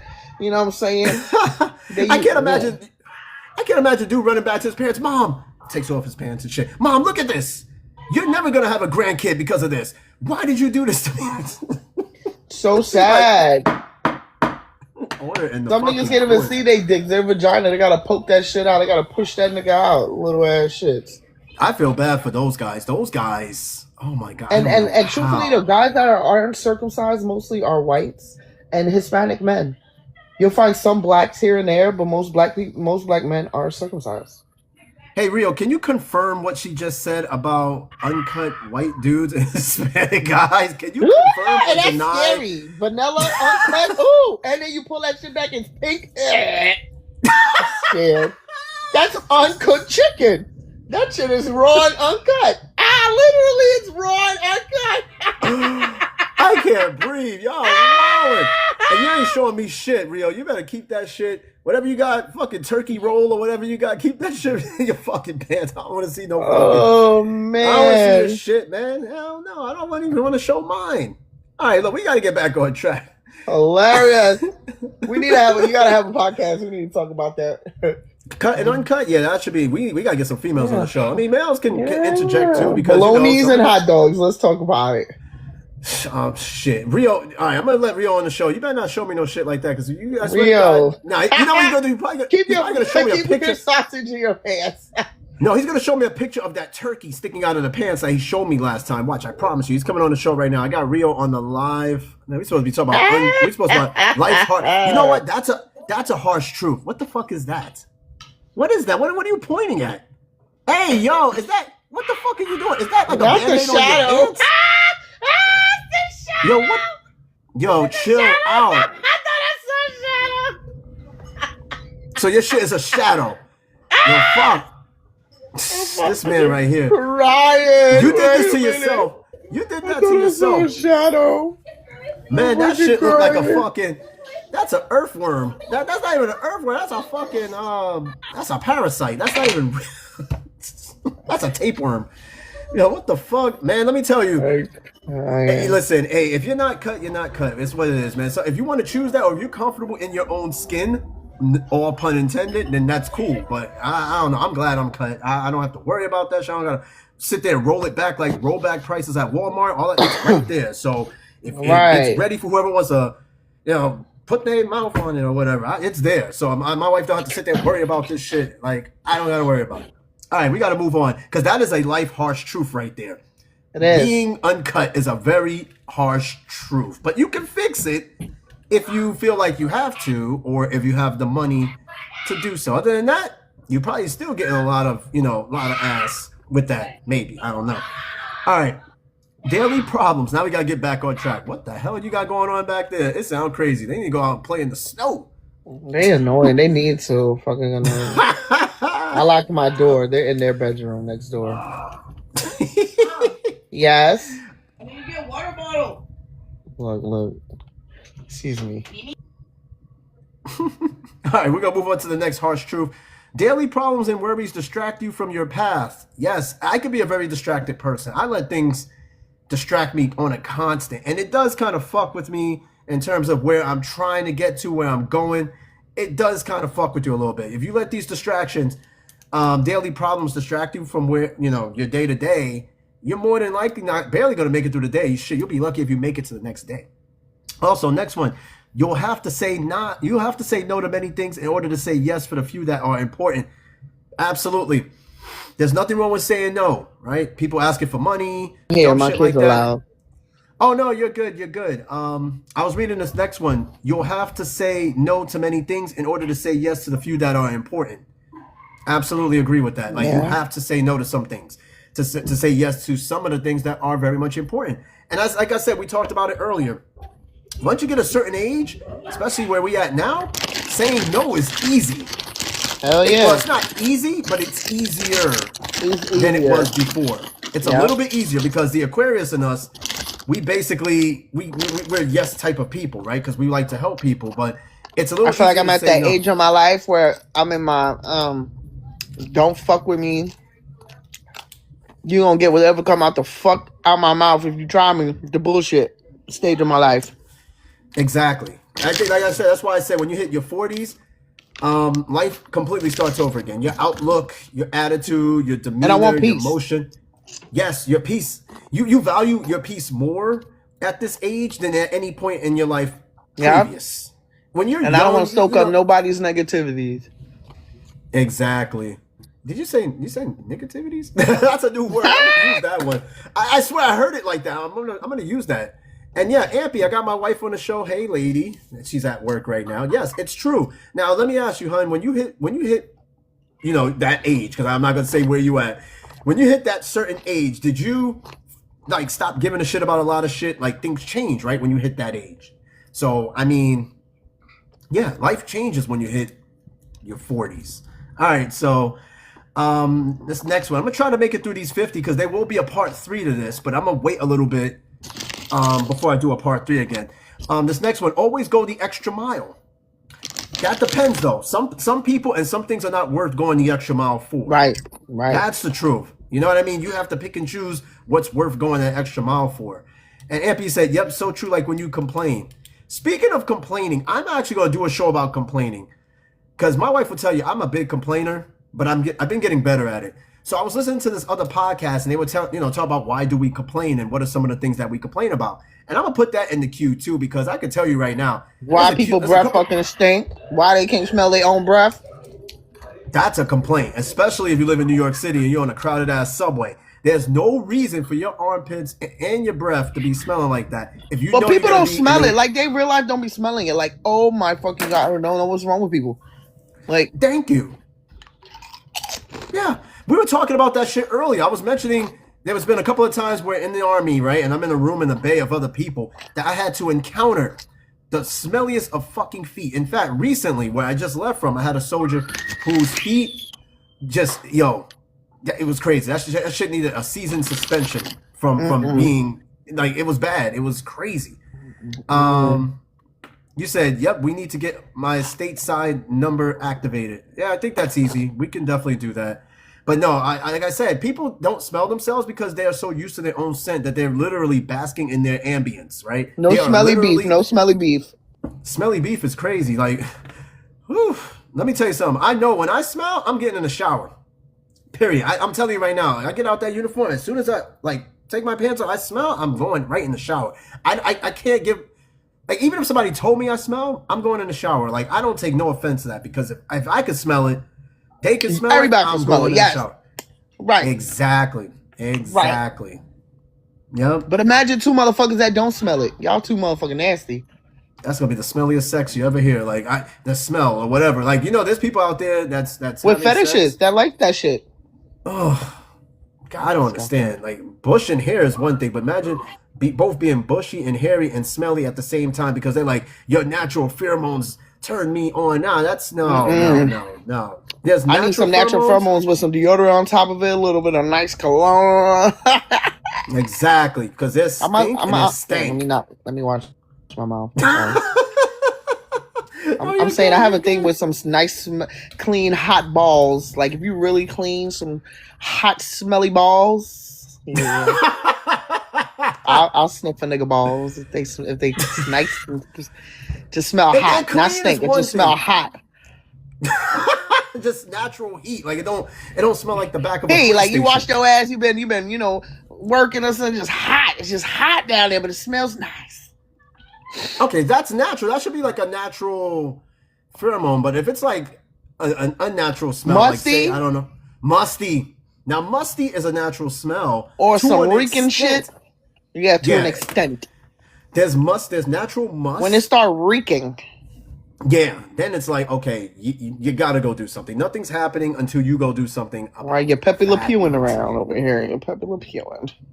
Exactly. I mean, Pepe, that's the reason why he could never get the girl, because he always, not only was Pepe Le Pew annoying, he was probably smelly too, but then again, they were both skunks. That's a whole nother story. No, she wasn't a skunk. She was a cat, remember?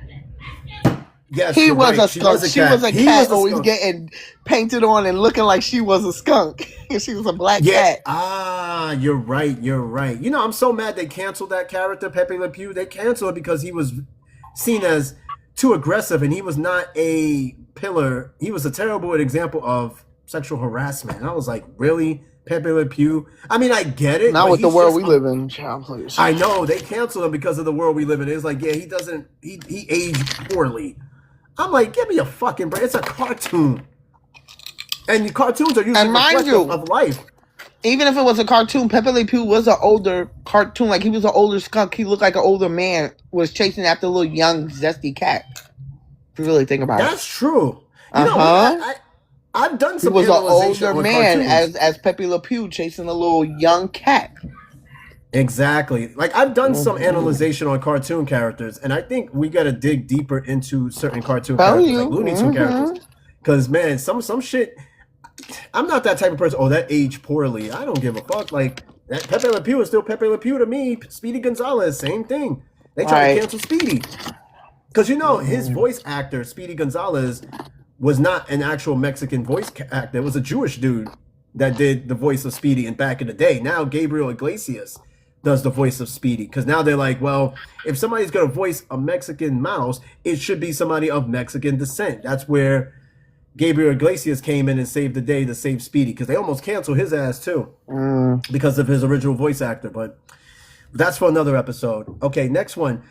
When you start giving without expecting anything in return, you feel more satisfied than ever. That can't be further from the truth. I'm the type of person, I do, and I don't really want nothing in return. Most times I'll give I somebody hate that. money. That's how we are.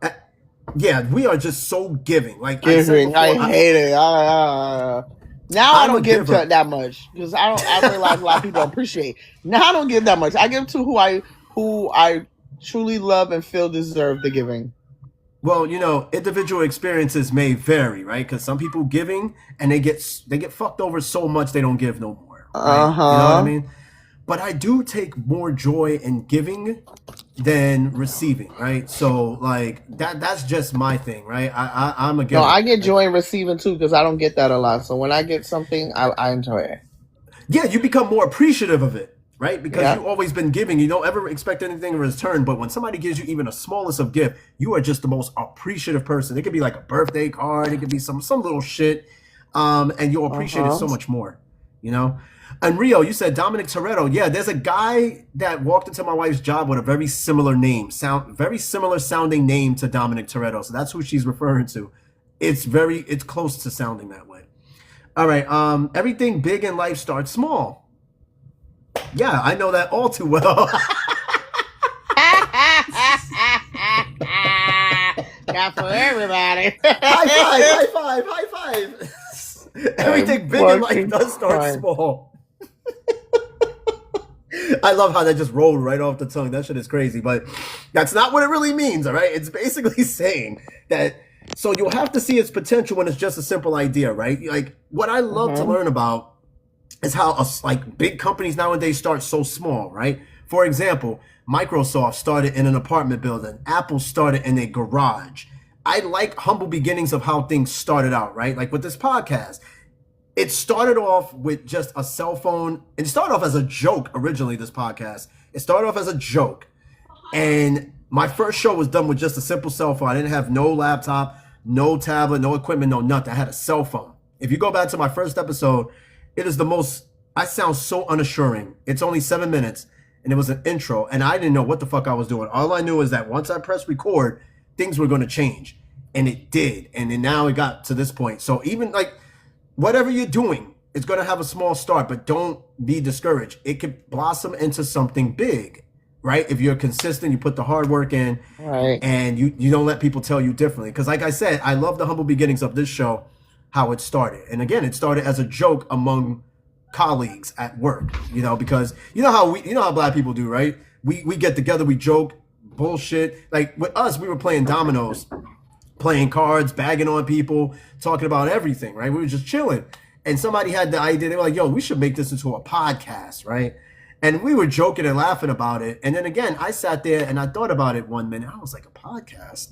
And I was going to call it the Round Table, which is why I do Round Tables on Fridays. It was inspired by what the original idea of that podcast was going to be. But nonetheless, I took that idea and I ran with it. And then by the time, you know, I got home from that assignment, I put it together, I did some research, and now this is where it is. So it's always the small little things, right? Like what you do right now, right? Where you do it at can become something big. It could become a chain of salons or a brick and mortar shop or whatever the case is, right? That is if you wanted to get to that point or you are good with where you are, right? You can change all that. Right. You can change all that. Everything big in life. When I get rid of these damn fucking kids. Well, shit. You need to keep one of them around. One of them is gonna be your financier. So you probably keep him around. He could do your books, all that shit. You don't gotta do none of the math work. He can do all that shit for you. Balance checks. The snow is coming down now, friend. It's getting real thick out there.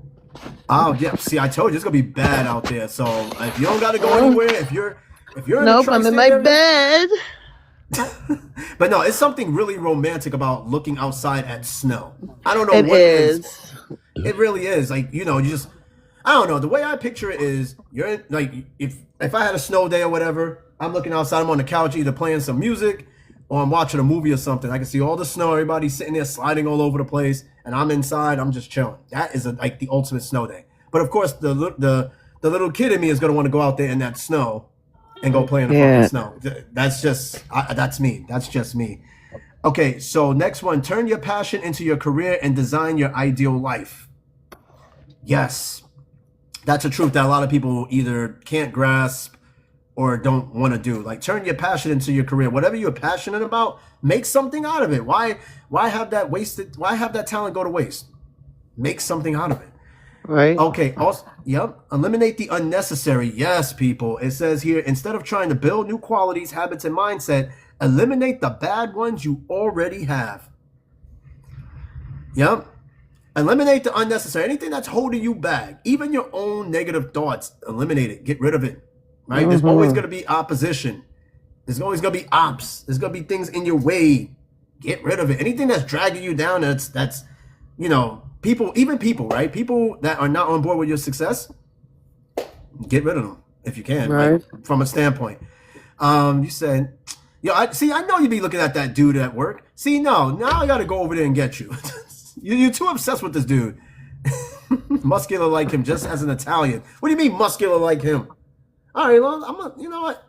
I'm gonna come see you, hon. I'm gonna get you. I know she over there laughing. And then Rio's egging that shit on too. He probably gonna ask like, well, does he have a bigger one than Eddie? No, likely not. All right, next one. I'm gonna try to make it through all 50 on this one, and then I'm gonna wrap it up. Okay, this next one, you have to be strategic in life to save time, perform better, and improve faster. Do you feel that way, Sunshine, with what you do? Do you feel like you have to be strategic in what you do in order to become better at what you're doing? I guess. I don't know. I feel like it just flows with me. Right. Yeah. What you do, like certain things, if I'm not consistently doing it, then yeah. But for the most part, yeah. I feel like I'm just good at what I do. Yeah. It's like this show, right? Like for me, in terms of this podcast, I do have to be strategic in how I not only plan shows, like pick the best topic for the best days, getting the information out there. I'm planning. I'm like, okay, how can I push this podcast out a little bit more? Because, the podcast market is super saturated because anybody and everybody can do one. But it's like, well, how does your podcast stand out? And I'm always strategizing on how to make this show stand out a little bit more than the competition. Because it is all the competition. Anybody could grab a cell phone and go do a podcast. Easy. Because that's what I did. And knowing me in my past and the way I was like, when I pressed that record button, I was like, what the fuck am I about to do? Is anybody even going to listen to this? And I got my first listen from England. I think it was from England. The first person that listened to my show, I think was from England or Ireland. And I was shocked. That right there motivated me to do more shows. I was like, somebody actually took the time to listen to my ass. I was like, okay, let's see if we could do this again. And then more people started listening. I'm like, oh wow, this is crazy. Somebody's listening to me around the world. Like, it's nuts. All right, so here's another one. Find a reason to wake up in the morning and there will be a purpose in your life. Yep. Very big one. Yes. We hate waking up on Monday mornings, weekends done and shit. If you make your mornings and waking up more purposeful, more meaningful, shit, it's carpe diem. You can go out there and just seize the fucking day. Like, you will want to wake up every morning knowing like, yo, I'm about to go get money. I'm about to go do this. I got this big opportunity. I'm going to get up and take this opportunity. And then, seize the day. All right, next one. If you're not saying a big yes passionately, then it's not worth it. Like, you ever agreed to go do something, Sunshine, where you were like, hell yeah, I'm going to do it versus, yeah, I'll do it. Depends. It depends. It also depends on what's being asked of you, right? If it's Yeah, with something that being is asked of. right, because that's what it really comes down to. Something that's going to be beneficial to me, something that's going to make me a little bit more money, get more recognition. I'll be like, hell yeah, I'll go do it. And then it's like, hey, can you come into work the next day? Yeah, fuck it, I'll come in the next day. That's a whole different yes. You know what I mean? Because it's something you don't want to do, and you don't feel like it's really going to benefit you. But if it's something that you know directly is going to benefit you, you're going to be like, fuck yeah, I'll do it. Hell yeah, I'll do it. Exactly. Yeah. And then this next one, dreams are too vague and thus often sound impossible. Not all dreams are vague. I've had some very vivid, straight to the point kind of dreams. Like some dreams are not vague. Right? I've had deja vu dreams. Those are scary. You ever had dreams where you feel like you're like you ever had dreams where you're like you feel like you're actually there, like that shit is in 4K. Like I'm astral projecting a lot. Yeah. I've had dreams where I woke up and went right back into the dream. I was like, damn. Yeah, me too. I think I'm an empath. I believe that because I've done that. I dream and I wake up from a dream. I could go right back to sleep. I'm back in this dream. Like certain places, I'm like, there. It's weird. I can't explain it. I'm like, I didn't know. And I remember my dreams. If I feel like if it's meant to be, I usually remember my dreams. And I can tell you exactly. I remember some dreams. I remember some nightmares, but I do remember some dreams. I was like, I didn't even know the dream even had a save option where I could get up, go back to sleep, and go right back where I left off. It's crazy. Yeah. And Ampy said, I'm like that. I'm telling you, it's scary shit. Like deja vu is scary. And Ampy, you said, I'm like that all the time. Will bring exhausted, be beneficial to me. And you said, what? Okay, I'm trying to read that. I've had dreams, friend, of people that passed away and I ain't seen them in a long time. And then I dream of them like they come and see me. You know what? That reminds me. My dad said some shit scary to me. That if he has a dream about somebody 3 times, they passed away. He said every time that has happened, he known that he had a dream of somebody 3 times, they passed away. I was like, Dad, how many dreams have you had of me? Because I need to know this because you have this weird. Or if I dream of somebody that is, if someone is sick in real life and I dream of them in a healthy state of mind, they're usually passing away. Wow. That's matter of fact. I wanted to say something. I've had deja vu dreams too. That it's like I wake up and I told my husband, I was like, listen, you better take this, you better do this, you better do that, right? And he didn't believe me, he didn't listen to me, and then behold, what I told him to do that he failed to do actually happened.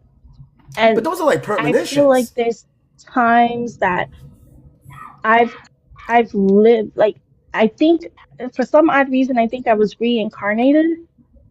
Like I lived a previous life and my soul came into this body, because a lot of the stuff that's occurred, it's deja vu for me. I believe deja vu is like we've done this shit before. Like, Sunshine, have you ever felt like you've been here before? Like some of the shit you've done and seen, like you've been here and done this shit before? I'm telling you, deja vu is, yeah, go ahead. I've learned, like, my right hand, if I take my pinky and my thumb and I put them together and I put my palm, like I'm forcing it to come towards me, I have a little string line. And I've done research on it, and it says that if you have that line on the right arm, you've lived another life. I think we all have. I've heard something crazy like birthmarks, right? You know, birthmarks. Somebody said, or I read somewhere that a birthmark on your body is the injury from where you last passed. And I was like, well, shit.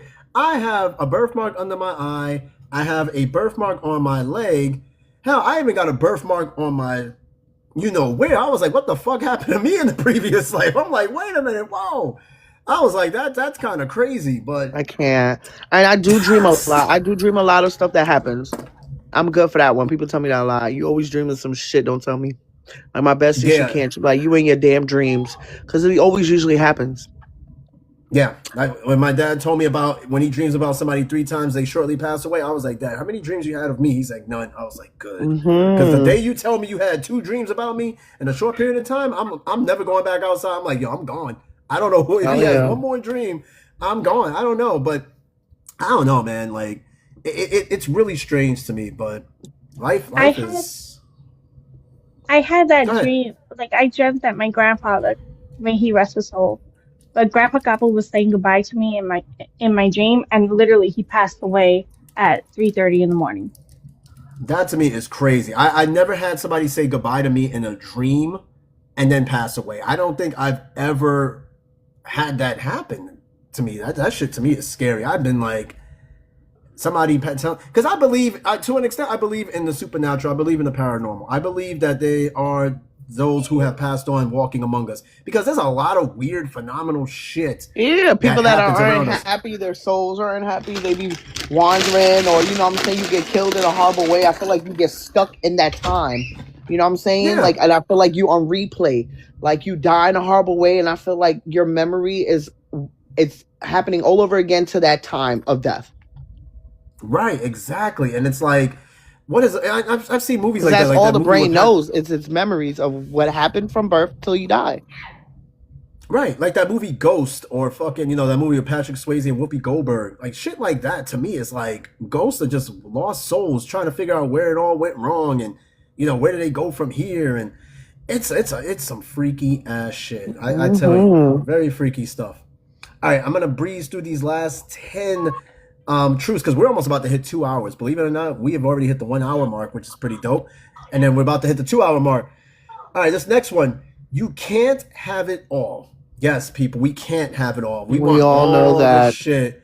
We want the money. We want the big unfortunately. house, the car. I think that goes without saying that everything is not promised or given to us. I think that goes without saying. But you know what? Like I said before, Sunshine, I've said I don't yearn to be rich. I want to live comfortable.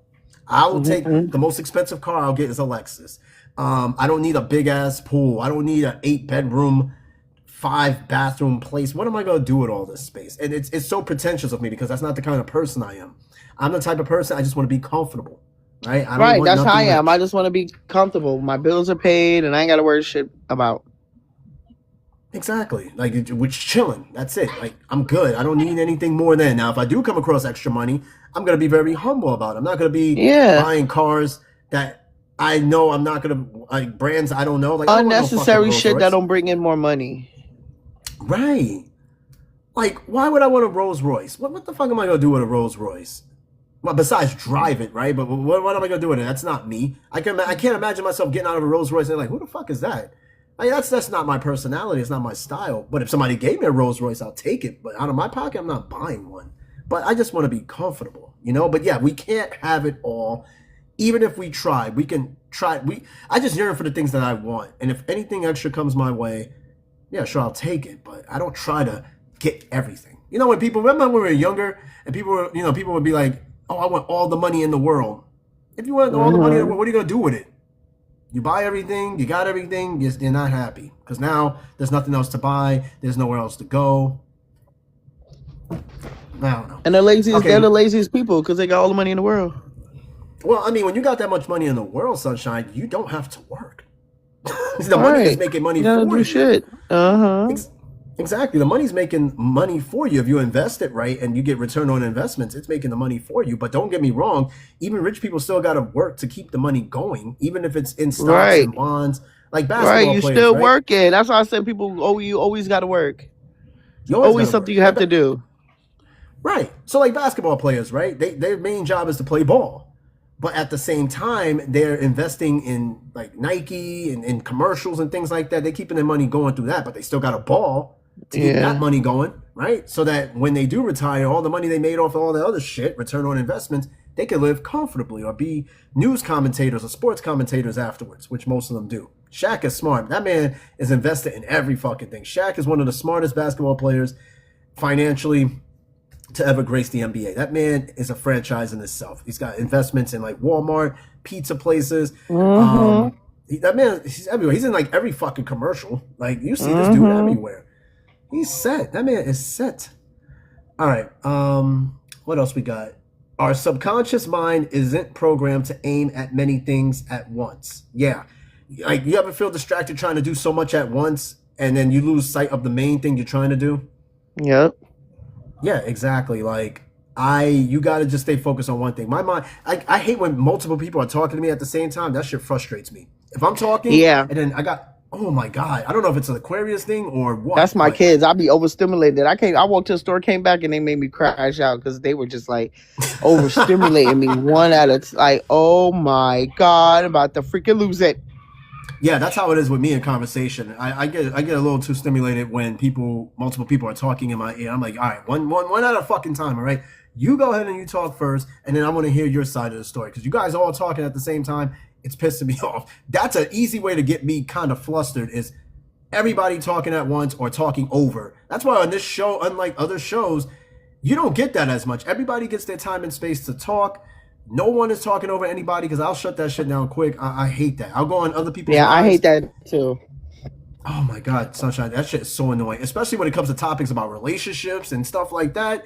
All you hear is people clamoring over each other. I'm like, the host is not controlling the show.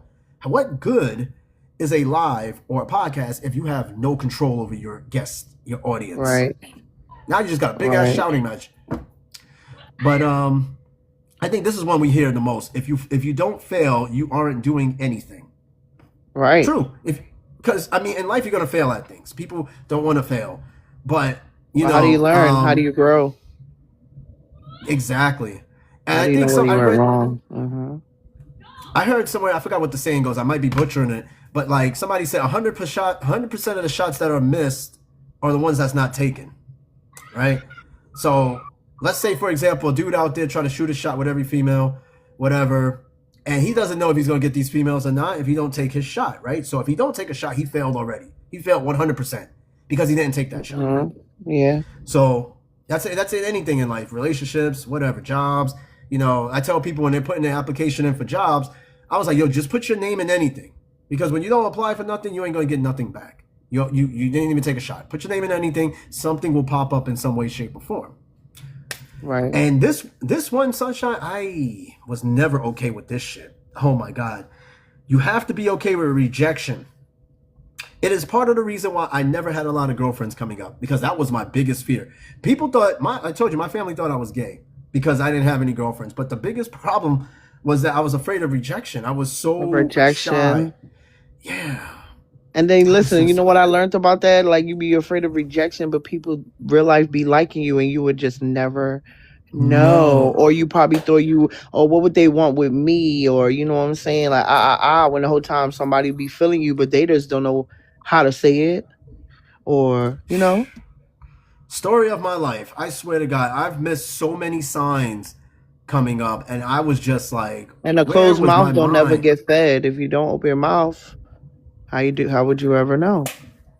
True. But again, it goes back to, it's more like a self problem, you know, being afraid of rejection, because that means there are insecurities about yourself. Like, you're not worried about too much of what the person's going to say back to you. Well, you are kind of worried, but it's like most of that is all within you. It's all those insecurities about you that make you afraid of rejection. But boy, yeah, like, what's wrong with me? But then people got to realize, you know, everybody's not your cup of tea. People like what they like. And then sometimes people will like you and you don't know people, you know what I'm saying? And the ones that you think will like you don't even like you. And then you see the people they like and you be like, that's what they like? Like, that's weird. I've seen a lot of those. Like, that's what you like? Okay, I see why. Maybe it was for the better. That's what you gotta see. You're like, oh, I see why. Whoo, I dodged the bullet. There you might have liked something and then you were scared to not, you know, approach the person. And then you realize some shit, you're like, I see why. Yeah. Sometimes it be like that. For me, I think a lot of people, this type of thinking, being afraid of rejection, is what make us feel ugly. Like, we may not even be ugly. It's just, oh, well, my I don't want to be rejected because, you know, because there's all these insecurities about you. And I missed a lot of green flags back in the day because I have no idea. Because now I walk around and I'm out and about, and I'm noticing more women and shit, even dudes, surprisingly, even fucking dudes, looking at me and shit as I'm walking around. And I'm not saying I'm some sort of an Adonis, no.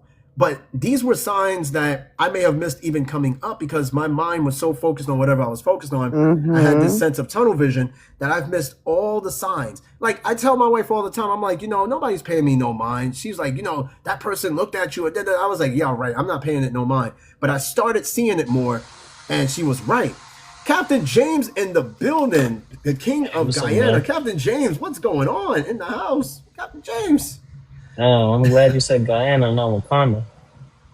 What you thought I said?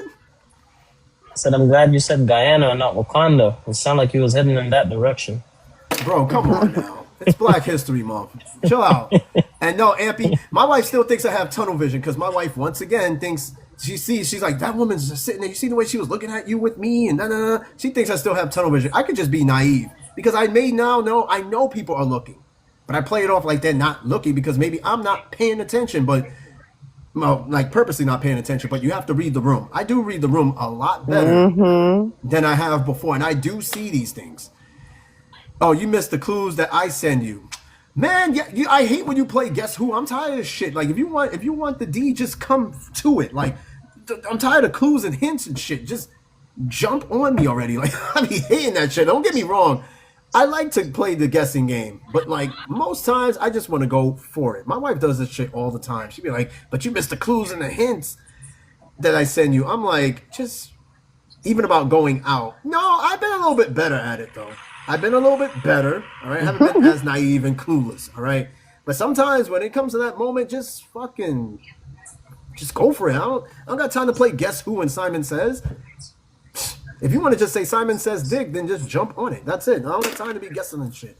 My wife is crazy though. Captain James in the building, man. What's new with you, man? I see you out there, trucking and shit like that, man. What's Yeah, up, man? man. What's new with I that? got a month and a half left. Damn, my man about to be he about to be out. He about to be Mr. James, man. How you feel about that? Yeah, I feel good actually.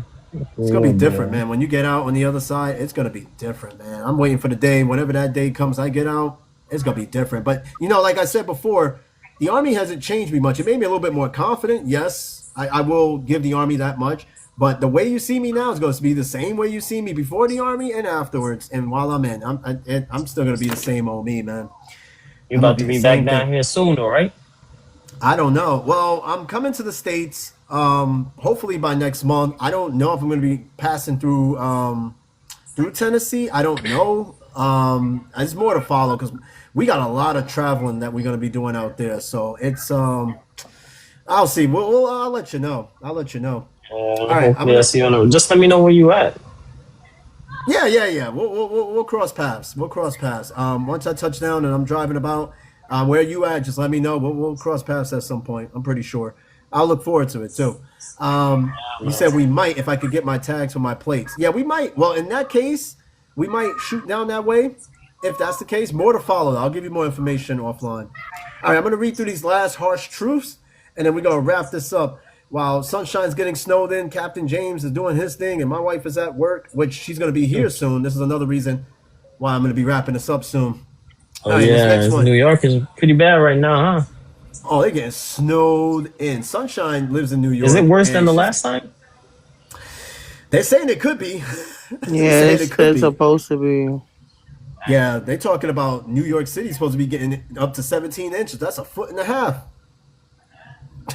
And the snow still didn't melt from the last one. Like, it's still a lot of snow Yeah, on the still ground from mad last. snow. So annoying. Like, It's crazy. I thought New Man, York was supreme for the snow. Right now, I wish I was down there. me Yeah, it's too. cuffing. Not when it's cuffing season. Ain't no cuffing going on. The fuck? I told you. I wrote on Facebook. I made a status. I was like, there's gonna be a lot of November babies after the snowstorms. I'm telling you, there's gonna be a I lot of saw November babies it. Yeah, that's my and month. November Not over deadbeats here. too. I can't even have friends, kids friends. So I ain't even worry about that shit. It just be a lot of cuffing. That's all. Shit, and I'm telling you, it's gonna be a lot of November deadbeats too. They're gonna be like, I don't remember what we did in that snowstorm. It was snowing. It was snowing. I was a little, a little tipsy off box wine. All right, let me get through these last ones so we can all enjoy our evenings and shit like that. This next one, next harsh truth: if most of the people you've met like you a lot, it means you have no opinion or don't express it loud enough. Don't try to please everyone. Live on your own terms. I'm gonna read that again. If most of the people you've met like you a lot, it means you have no opinion or don't express it loud enough. Yeah, that's true. Because, like I said, people like you until you open your mouth and say some shit or have an opinion of something, and then they're like, "Yo, you different. Like, like, yo, I thought you were cool. Yeah, I'm telling you because that you know what those are, people. Sunshine. Those are yes people. That's why they like you in the beginning because you're cool, you're laid back, you're cordial. Yep. Until you start moving a little bit differently and start talking a little bit differently, then they're Nah, I'm the like, villain. now I'm the villain. That's a perfect example. It says, don't try to please everyone. Live on your own terms. I used to be that person that tried to please everybody until I was like, this is like, fuck y'all. I'm not, I don't even take time to please myself. Well, You would start throwing sometimes I and do. shit. Oh, yeah. Now, pleasing yourself in a different way, that's one thing. But when it comes to like getting like happy things, like getting things about, for me, because I'm always putting everybody else on a priority pedestal. Right. And I always put myself second. Right. So, yeah. You had a choice with us, buddy. What do you We were mean? your priority. Yeah. Not anymore, though. Not anymore. You're not my priority anymore. Not anymore. Nah, I still care about you guys. I think about you guys a lot. And what you guys are doing. We're just like all doing our thing now, man. We're all just different, man. I told you, out of all the units I've been with, all the people I work with, I truly miss everybody that was in G Code. Well, not everybody, but the people I directly work with, I miss the most though. I think that unit had more of a profound impact, especially because we deployed together. It was much more impactful than anywhere else I've been. All right, this next one. A great way to sleep well at night is to do your best every day. You know what that Bullshit. means? Just put a knife on their pillow. Bro, come on. Smoke a blunt. Go right to bed. But what that translates to simply is doing, like, working hard, doing what you do best all day to where you come home, you're tired, take a nice shower, eat, go to bed. You'll have Smoke the a best blunt. sleep when you put the most. Smoke a blunt before you go to Well, bed. that too. I mean, you can definitely do that, and don't you, shit, you can do that in your home all day and have the best sleep of the night. It says to do your best every day. That means in whatever you do, whether it be smoking or whatever, do your best in that, and you'll have a great night's sleep. Or doing one of these, pleasing yourself, you'll have a great night's sleep. Yep. Right to bed after playing the guitar. Right to bed. I Definitely can't gonna be sleep. Hold asleep. on. Hey, sometimes it could be a With very my thumb in my mouth. melatonin. Whoa, sleeping like a baby. Sometimes that's the best natural melatonin to go with. Sometimes, I'm just saying. I mean, we've all done it. I don't want to hear nobody. Oh, I never did that to go to sleep. You bullshit. All right, next one, real quick. We got a few more before we hit that last one. Most leaders in today's world aren't people we've heard of before, but they still leave a mark in the world by being role models and living a meaningful life. Yeah, most of the best role models is the people we never hear from. Like, we hear celebrities like Denzel, Jay-Z, all these other people, but some of the best role models are people we've aren't people we heard of before. These are people that do good behind the scenes. They don't sit there and have a screen in front of their face to do good. They do good behind the scenes. They don't want cameras and shit. Those are the people. Like, I get it, right? Influencers, right? The people that go and give food to the homeless while on camera. Why do all that? I get it. You want to show that there's compassion in the world. But all the good that I do, I don't want it to be televised. I don't want it to be advertised. I want to be the guy. I want to be the silent Samaritan. I want to be the guy that don't need to be in front of a camera to show some display of humanity and kindness. Yeah, like, oh, look what I did. Yep. Yeah, like throwing all white party and shit. I'm crying. Wait. So your idea of doing something humanity like is throwing an all white party? Yeah, let me tell you something. I don't even trust all white parties. I don't even go to parties. But if somebody was like, "You want to come to my all white party?" No, I don't. I don't want to. I don't even like wearing white. I wear dark colors. No, thank you. Such an Aquarius thing. Let me tell you something. My wife has been trying to get me to wear bright colors. I can't do it. Like, she was like, "You look good in a bright green or pink I know. shirt." I'm like, oh my god, black. I have so much black shit. I try to venture out to the light world. Don't get me wrong. You'll catch me wearing some light colors. Yeah, but most of my shit is dark. Because my favorite color is blue. Always been blue. I thought it was black. Right? Well, that's my second favorite color, but blue has but you always been in black though. There you go. So there you know. I'm always in dark neutral colors, black, gray. Whether Yeah. it be blue. Blue is probably like one of the brightest colors I'll wear. Sometimes I'll wear like a red shirt, whatever, but I'm mostly blue. But like, yeah, I don't wear bright ass colors. It's just not my personality. You're supposed to dress how you feel, right? Not to say I'm not bright and vibrant, but my aura is chill, calm. So that's why I wear dark, neutral colors. But you wear Sometimes I what you pull wear. out the bubbly bright colors when I need to. It depends on the occasion, right? Like Yeah. your clothes reflects your aura and personality and energy. Really, it does. Um, we're not okay. This next one, we're not born to spend most of our time in a cubicle. Yes, not everybody's meant to be in an office job. Some people are meant to be in jobs that are out in the open. Not everybody's meant to be in the cubicle. And if you're good at something, do it for free first. I agree with this. Especially like if you're a barber or if you do hair, for example, right? Just so you can Yeah, get I did good. hair Like for free a long time before I started charging. right. And I know somebody who is it, Watts. Watts is another she comes on my show for a while and she does hair, right? And she was in the business of talking about opening up a business. But she again, same deal. She starts off for free until you get clientele and a portfolio where you can show your work. Your work gets better over time, and now you're like, you know what? I got the clientele, I got the skill. I could start charging for what I do. If you're good at Yeah. something, do it for free first, and then make some money off of it. Don't be like, oh, I'm good at this. I'm gonna go make money off it because I know one thing for certain. I have seen people sell food, sell plates that they just started getting good at, and the shit sucked. They were like, "Yo, I could cook, so I'm just gonna start selling plates." You don't even give people the opportunity to try the food first to be like, "Damn, this is good. You should start selling food." Then you go ahead and sell Hmm. food. People just get into that shit like, "Yo, I know my mac and cheese is good. Right. I'm gonna Everybody's cook always this." telling And me I need to start selling plates. I'm like, oh gosh. But that's because I'll be I'm giving out free food when I cook. I'll be like, hey, you want to taste what I cook? You want to taste it? bingo. That's exactly the point. It's saying if you're good at something, do it for free first. And then when people are like, "Yo, you need to start selling this food," then you probably should start selling Give me a plates. sec, Eddie. I'm gonna be back. Hopefully, I catch you before you get off. Yeah, yeah, we still got a few minutes. We still got a few. But exactly the point, Sunshine. Start off for Hmm. free. Yep, exactly. And this next one, do what makes you feel uncomfortable daily. That's how you challenge yourself and eventually leave your comfort zone. Oh, the army will definitely do that for you. I've been in places and situations where I had to be uncomfortable to where I'm comfortable. I can sleep on the floor, I can sleep up against a wall, and I'm comfortable with it because I've done it so many damn times. And shout out to Roof the Truth. Roof the Truth. Oh man, welcome to the show. Thank you for the love and support. Roof, how you been? I know it's been a while since you spoke. I know last time you traveled out to PR and stuff like that.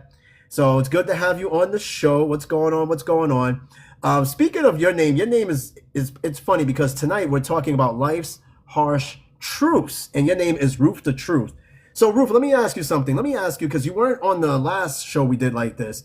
What is a harsh truth that you had to accept over time in your life? A harsh truth, because we've been reading over a list of some harsh truths that we have to face in our lifetime.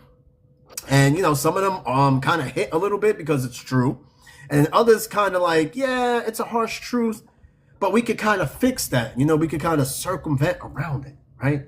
Like this one I just read, right? It said, "Do what makes you feel uncomfortable daily." Because not life is not always meant to be comfortable, right? Think about it.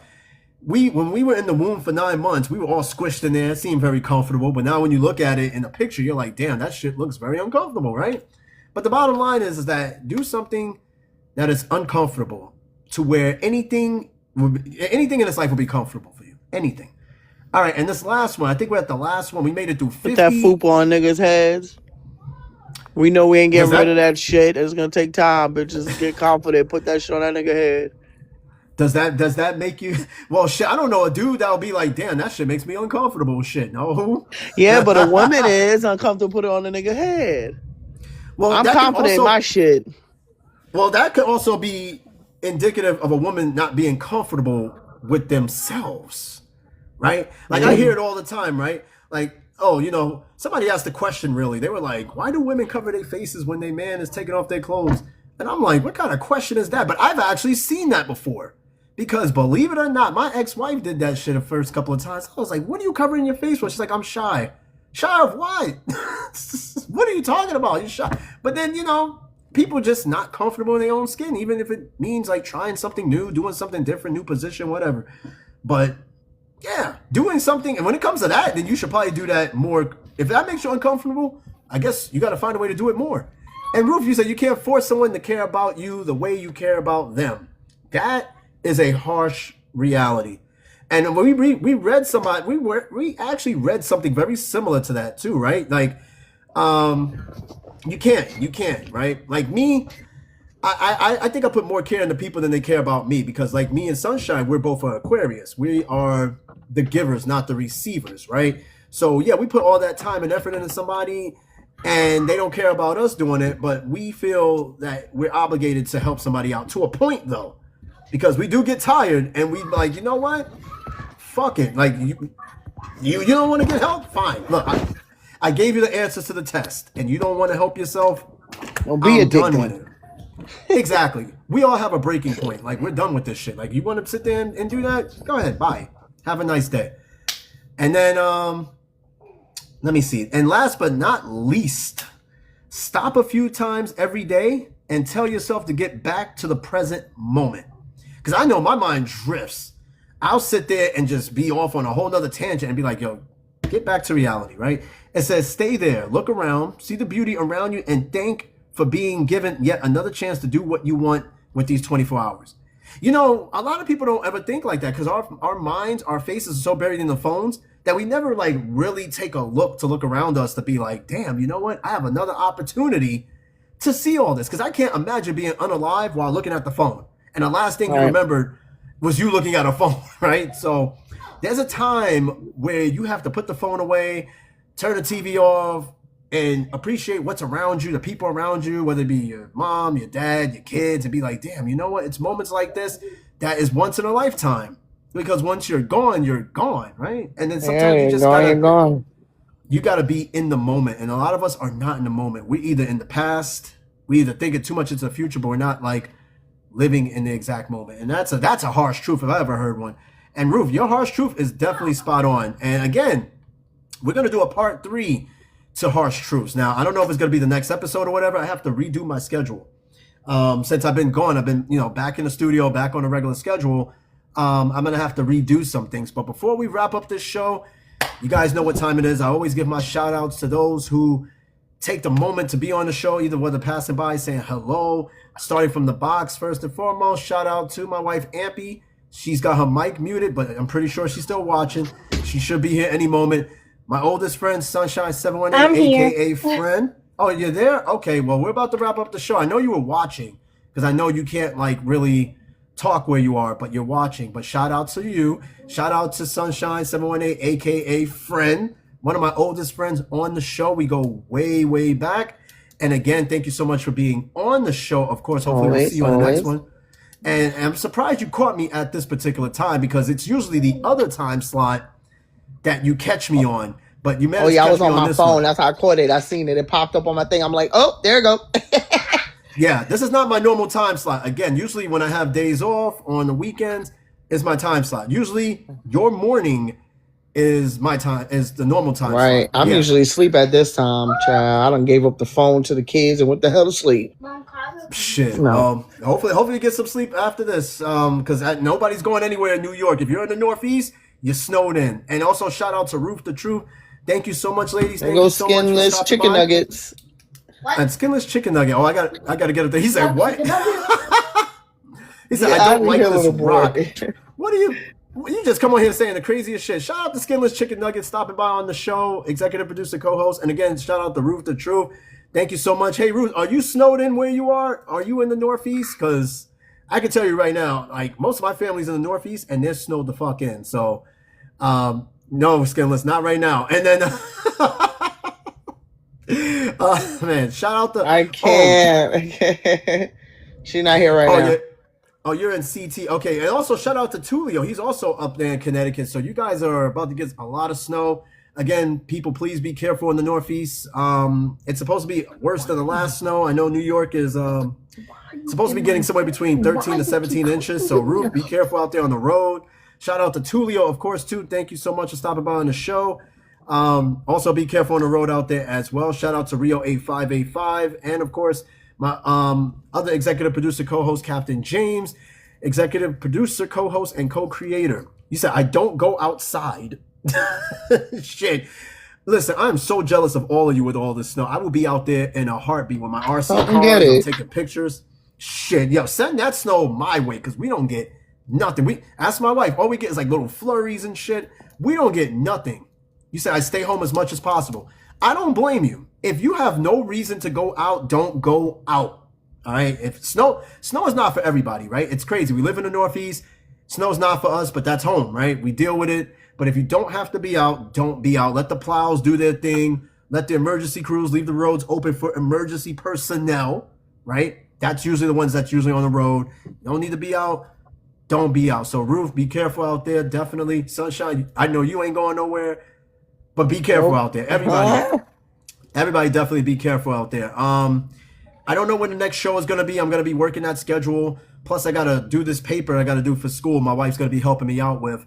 So I'm gonna draft up the new schedule. I'll let you guys know when the next show is gonna be and what the topic is. And meanwhile, just be careful out there.